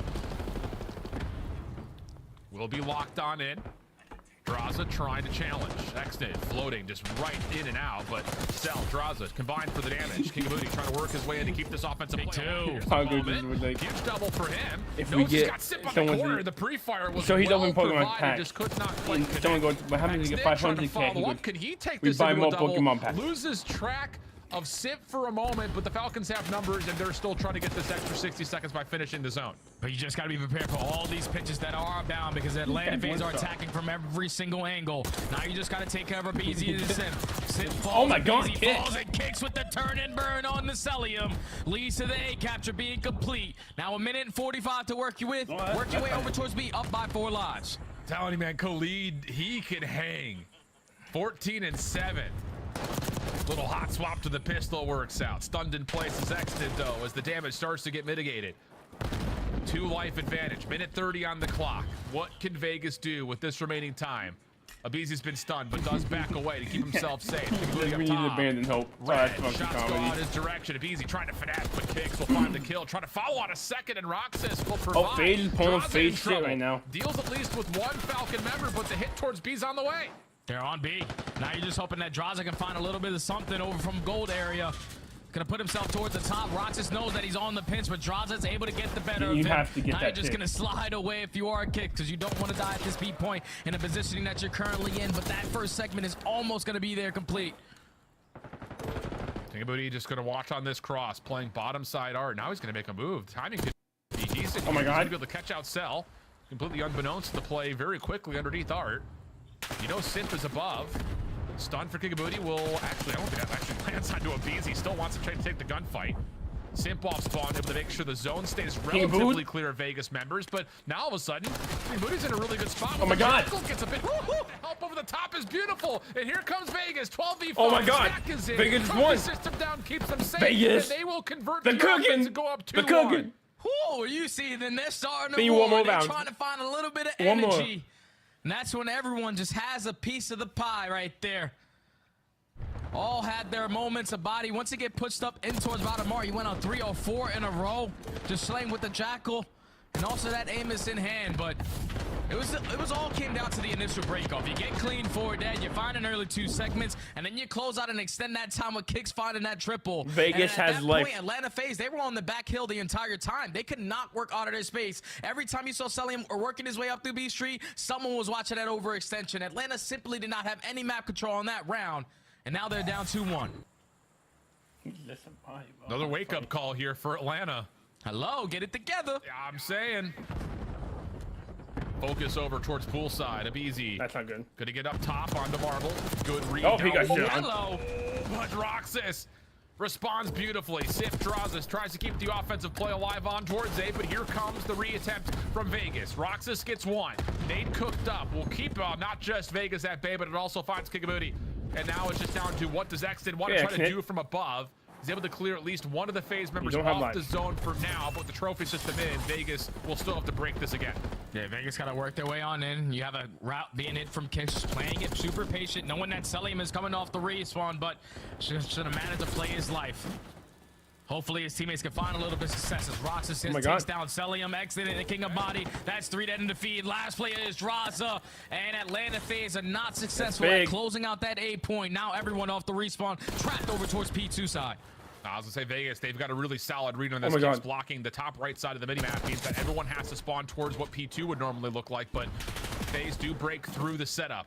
And now get right back on towards the A zone. Kicks try to follow up behind this to try to keep this life lead in play for the defenders, but an extra 60 seconds has been tallied. And even though it's been messy, FaZe have a lot of time to work with here in this offense. They also have 3 dead as well to go with it. Roxas on 5 in a row. Information already gained that he's trying to push out in toward bottom Vol, but Draza chases him down. Now all of Vegas coming off of the respawn, but at least they do have a couple players roaming around that mid-map already. Clock will stay paused at 1:34. FaZe trying to hang on. Kigabooty will clear the zone, but the kills still turn up in favor of FaZe. Tough gunfight here for Roxas. He's got 1 in front of him, and then more a little bit deeper. But the shots are decent. Damage has been tallied, but FaZe quick off to B Street respawn. Right on over. Keeps the clock paused, and they've been getting a lot of progress done here on the second tick. Roxas feels the pressure to try to challenge, kind of caught in no man's land. Oh, come on, boys. Trying to keep this offense limited, but FaZe will stay on the zone. Second segment does get complete. There you go. Now it's going to turn into a one-on-one. The body gets the better of Draza. Exnid also takes down Celium, so now you can have a little bit of breathing room. So you have R control, you have a little bit of B Street control as well. You're also dominating towards bottom vault, so now you're going to force the rest of Atlanta FaZe to try to work this overextension, try to push their way through mid-line. Simp opens up with the first. This route has to find success. Exnid on one side, Kigabooty on the other, but neither will find any success. Third Don't peek that. 12 Oh my God, Roxas. Nice shots. Clears off backside. Oh my God. And in the same breath, Exnid from vault doors will clear off the rest of FaZe. That's another 4-man feed. Here we go. This could be the first respawn win for Vegas.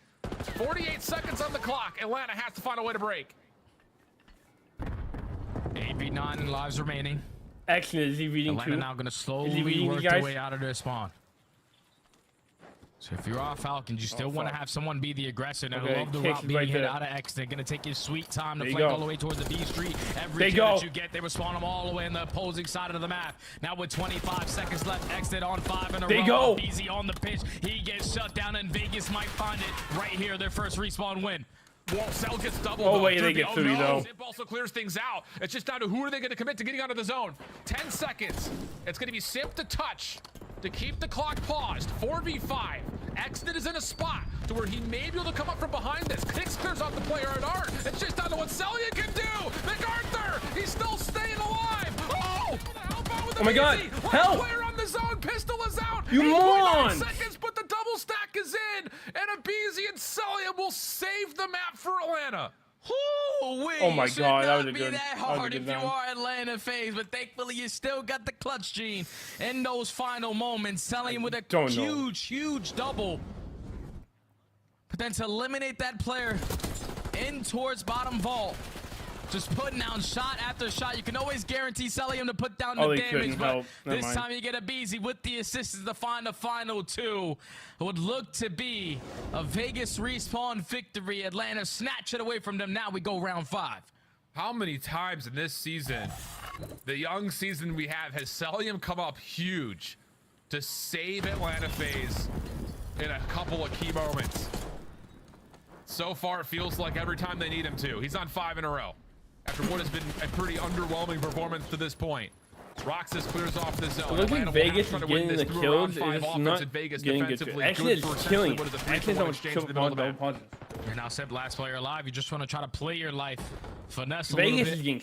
Oh, I mean, Force these players from Vegas is split on that defensive setup as now he's working his way over towards B. Gonna have a one-on-one gunfight versus King. A body stun gonna come in and a body gets the better of him.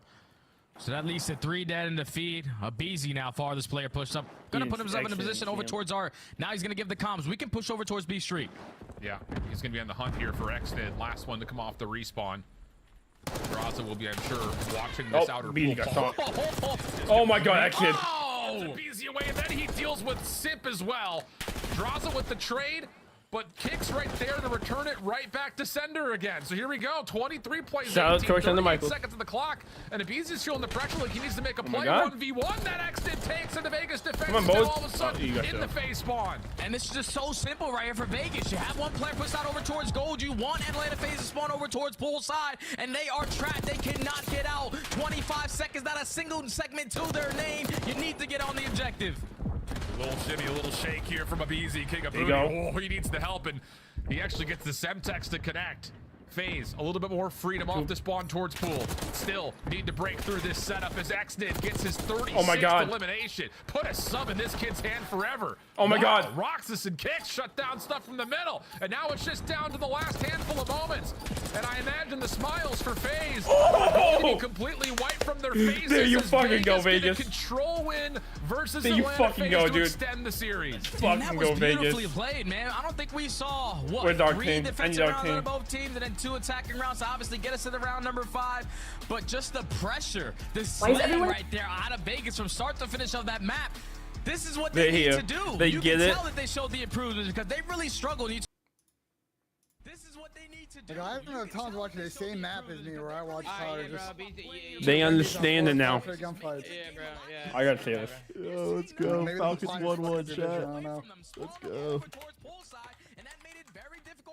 Because no one was rapping back. They didn't want to waste their time on that gunfight on the They understand it now.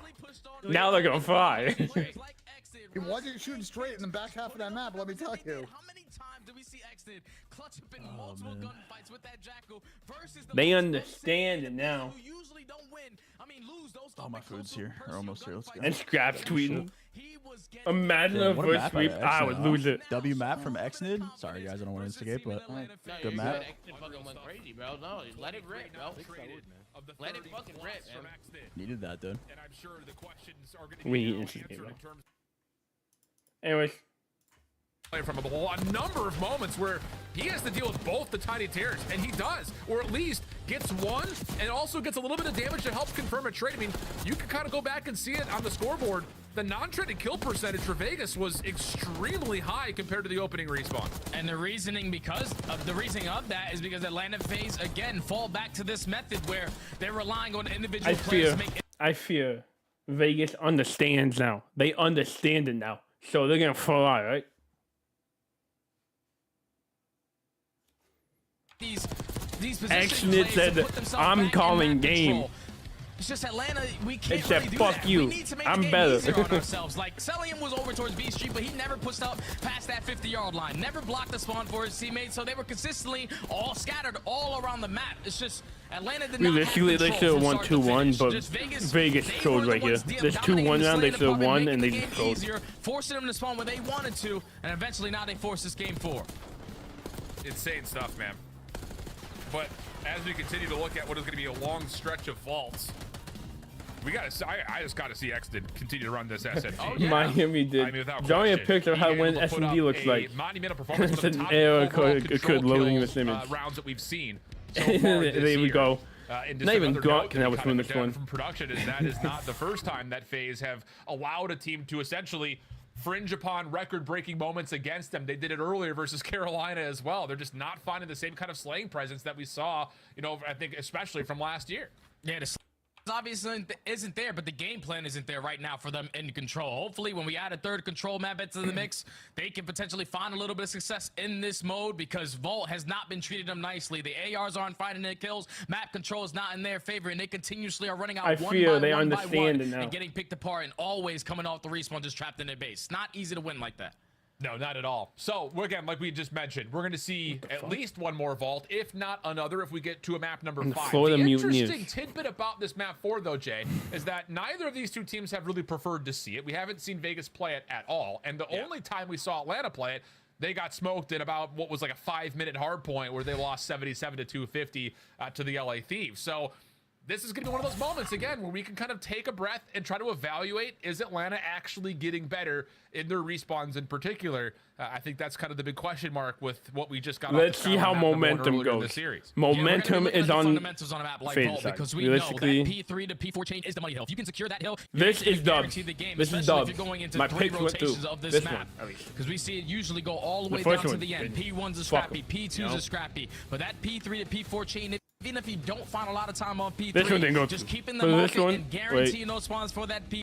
This one didn't go through. It's going to be for your avenue of success. This one did, though. If you want to win this map. All right, well, here we go. Absolutely choking loose. Is there going to be enough adjustment here? Who's going to run the second SMG for Vegas? Handful of questions as we're learning about 2 of our squads. Actually, just fly on that map of the standings early Let's on. see what happens In the 2024. Last time FaZe played this hard point, it will be FaZe 100-point club over towards the poolside spawns, and they are going to try to immediately get up top, hit Marble, see if they can get around the back, and yeah, they will find Roxas. Draza on the interior also clears the hard point for Sim to jump on. Early 3 dead. Now the spawns do get a little mixy. Thankfully, Draza is blessed with the parallel. He's going to give the comms on at least 2 players. Finds the freebie onto King of Body. Also the second onto Roxas. Job well done. You flip the spawns right on back, and you're still sucking up this P1 time with 25 seconds remaining. Keep your eye on Kicks, just trying to stay around the back, and Abizi able to track him Vegas down don't know how to play this map. And with that FaZe, another 4-man feed. So off to the races here for Atlanta. They recover off of the 1 misfortune spawn, and now all of a sudden lots of focus towards what Vegas can do, trying to rotate through that top Palm Street. Yeah, we're boosting stats right now. You just have Celium sitting all the way in the back. Actually, it was a Beezy before falling, just blocking that back spawn, allowing Draza to get as far pushed up as he was.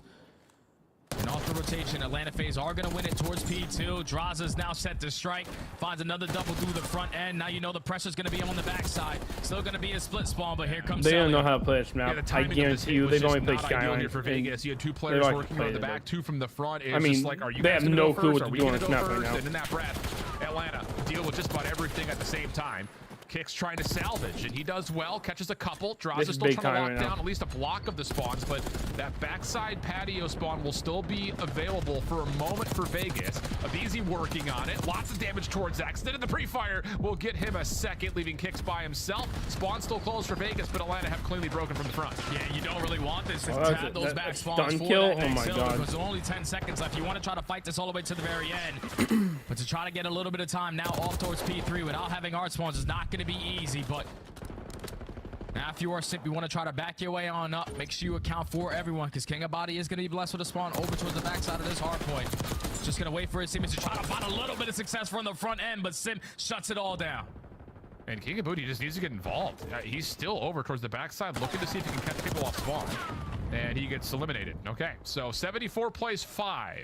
Draza around the back. Good pinch. Dude, also getting the read that the sponsor Vegas will still be in front of him. So Irons will stay up for him. Nice little turnaround as he's able to connect on the kicks. Okay, King. Vegas will break out and have a chance to get a little bit of time here on 3. Yeah, they need this time because it's going to be very difficult to try to break in towards P4. Thankfully, one player in Celium is going to spawn all the way across the map, and Simp now should spawn alongside with him.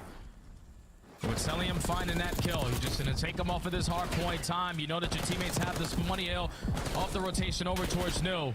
I just hope you can find every single kill from the front end instead of for full 60 at next. There we go. Chance maybe flood through the old time in towards Art.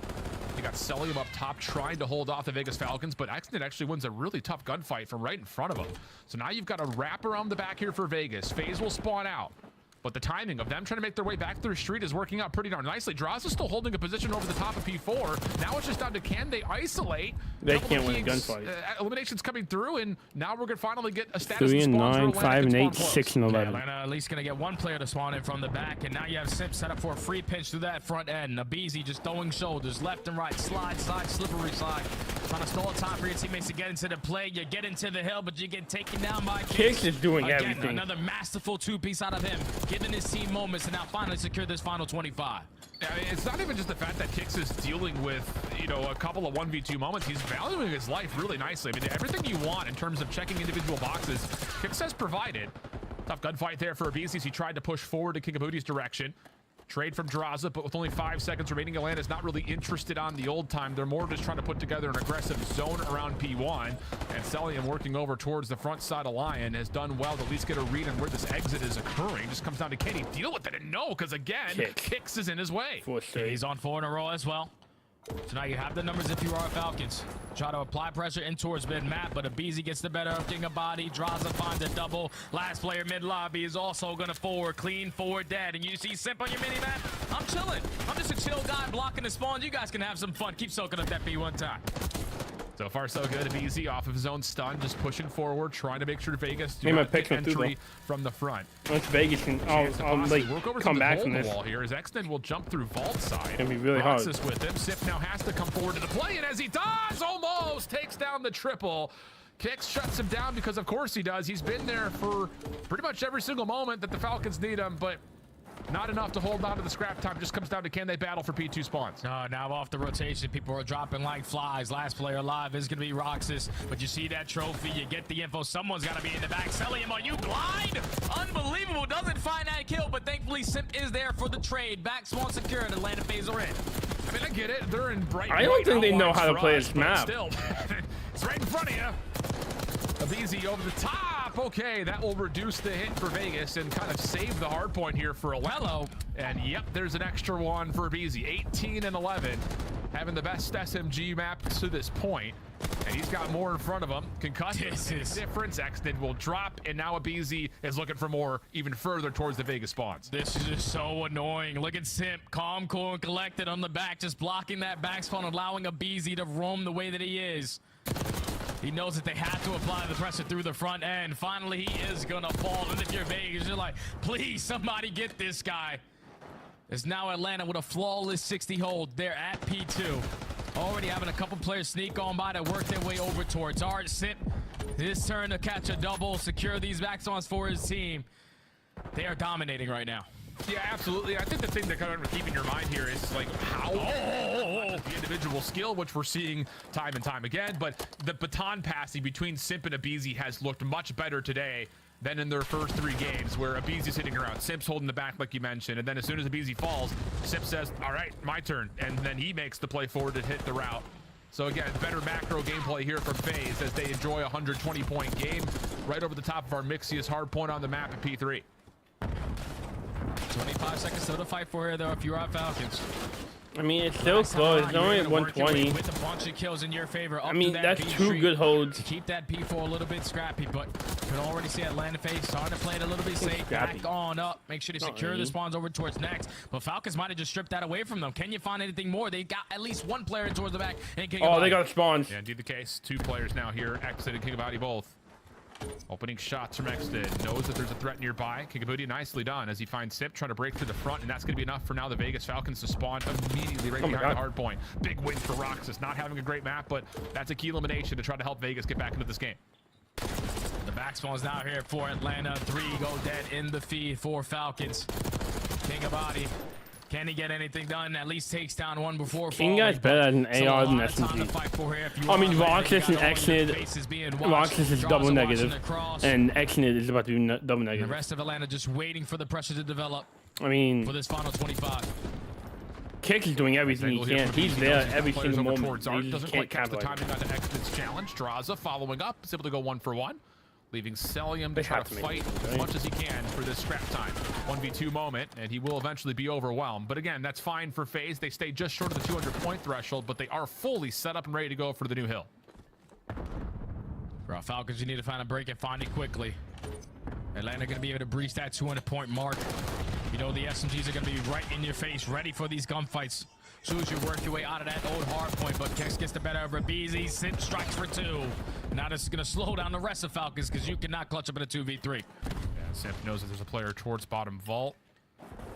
Trying to calm that out, but I don't think they realized that that player was Exnid who tried to go over towards poolside. Yeah, Draza gets caught by surprise. That's a fully healthy Vegas Falcons member up top, and now here comes the hit from the front. Simp dealing with the initial. Where's the follow-up here for Vegas? Timing of these grades are just not coordinated. Not at all. Roxas seen up top. Simp now on 4 in a row. 24 and 16 as FaZe have well and truly put this map out of reach. Yeah, they cannot win it here at P1, but it's basically a GG if they continue to hold down the Swans the way that they have been. So in this P1 to P2 chain for Atlanta that has blown this game wide open. Abizi still not slowing down. Hey, buddy, I see you over towards pool, and I also see your teammate. I'm picking up, switching left and right. He's going to commit on the gunfight, and he's able to get the better of him. Atlanta FaZe going to get their first dub of the season. You could just see Abizi like, give me that. Still almost have 3 minutes. And, well, it's an interesting map because... Okay, I'm going to end stream chat. I will not be live.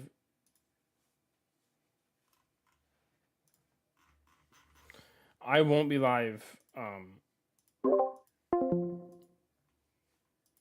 I won't be live until January 17th or 10th or something like that. There's no Call of Duty. I'll be live on Twitch. It's in the description, I'm pretty sure. Or it's in one of my video descriptions. It's twitch.tv/861112. That's my Twitch. It's my logo, my YouTube logo, that green. Is just look at that. Look for that. I stream Call of Duty. I stream Call of Duty. I'll stream Fortnite. Other games. But yeah. Thank you guys for watching today. And see you guys in like a month. Bye. And I have 2 videos, but I'm not editing because I'm bored. I'm lazy. Okay, bye.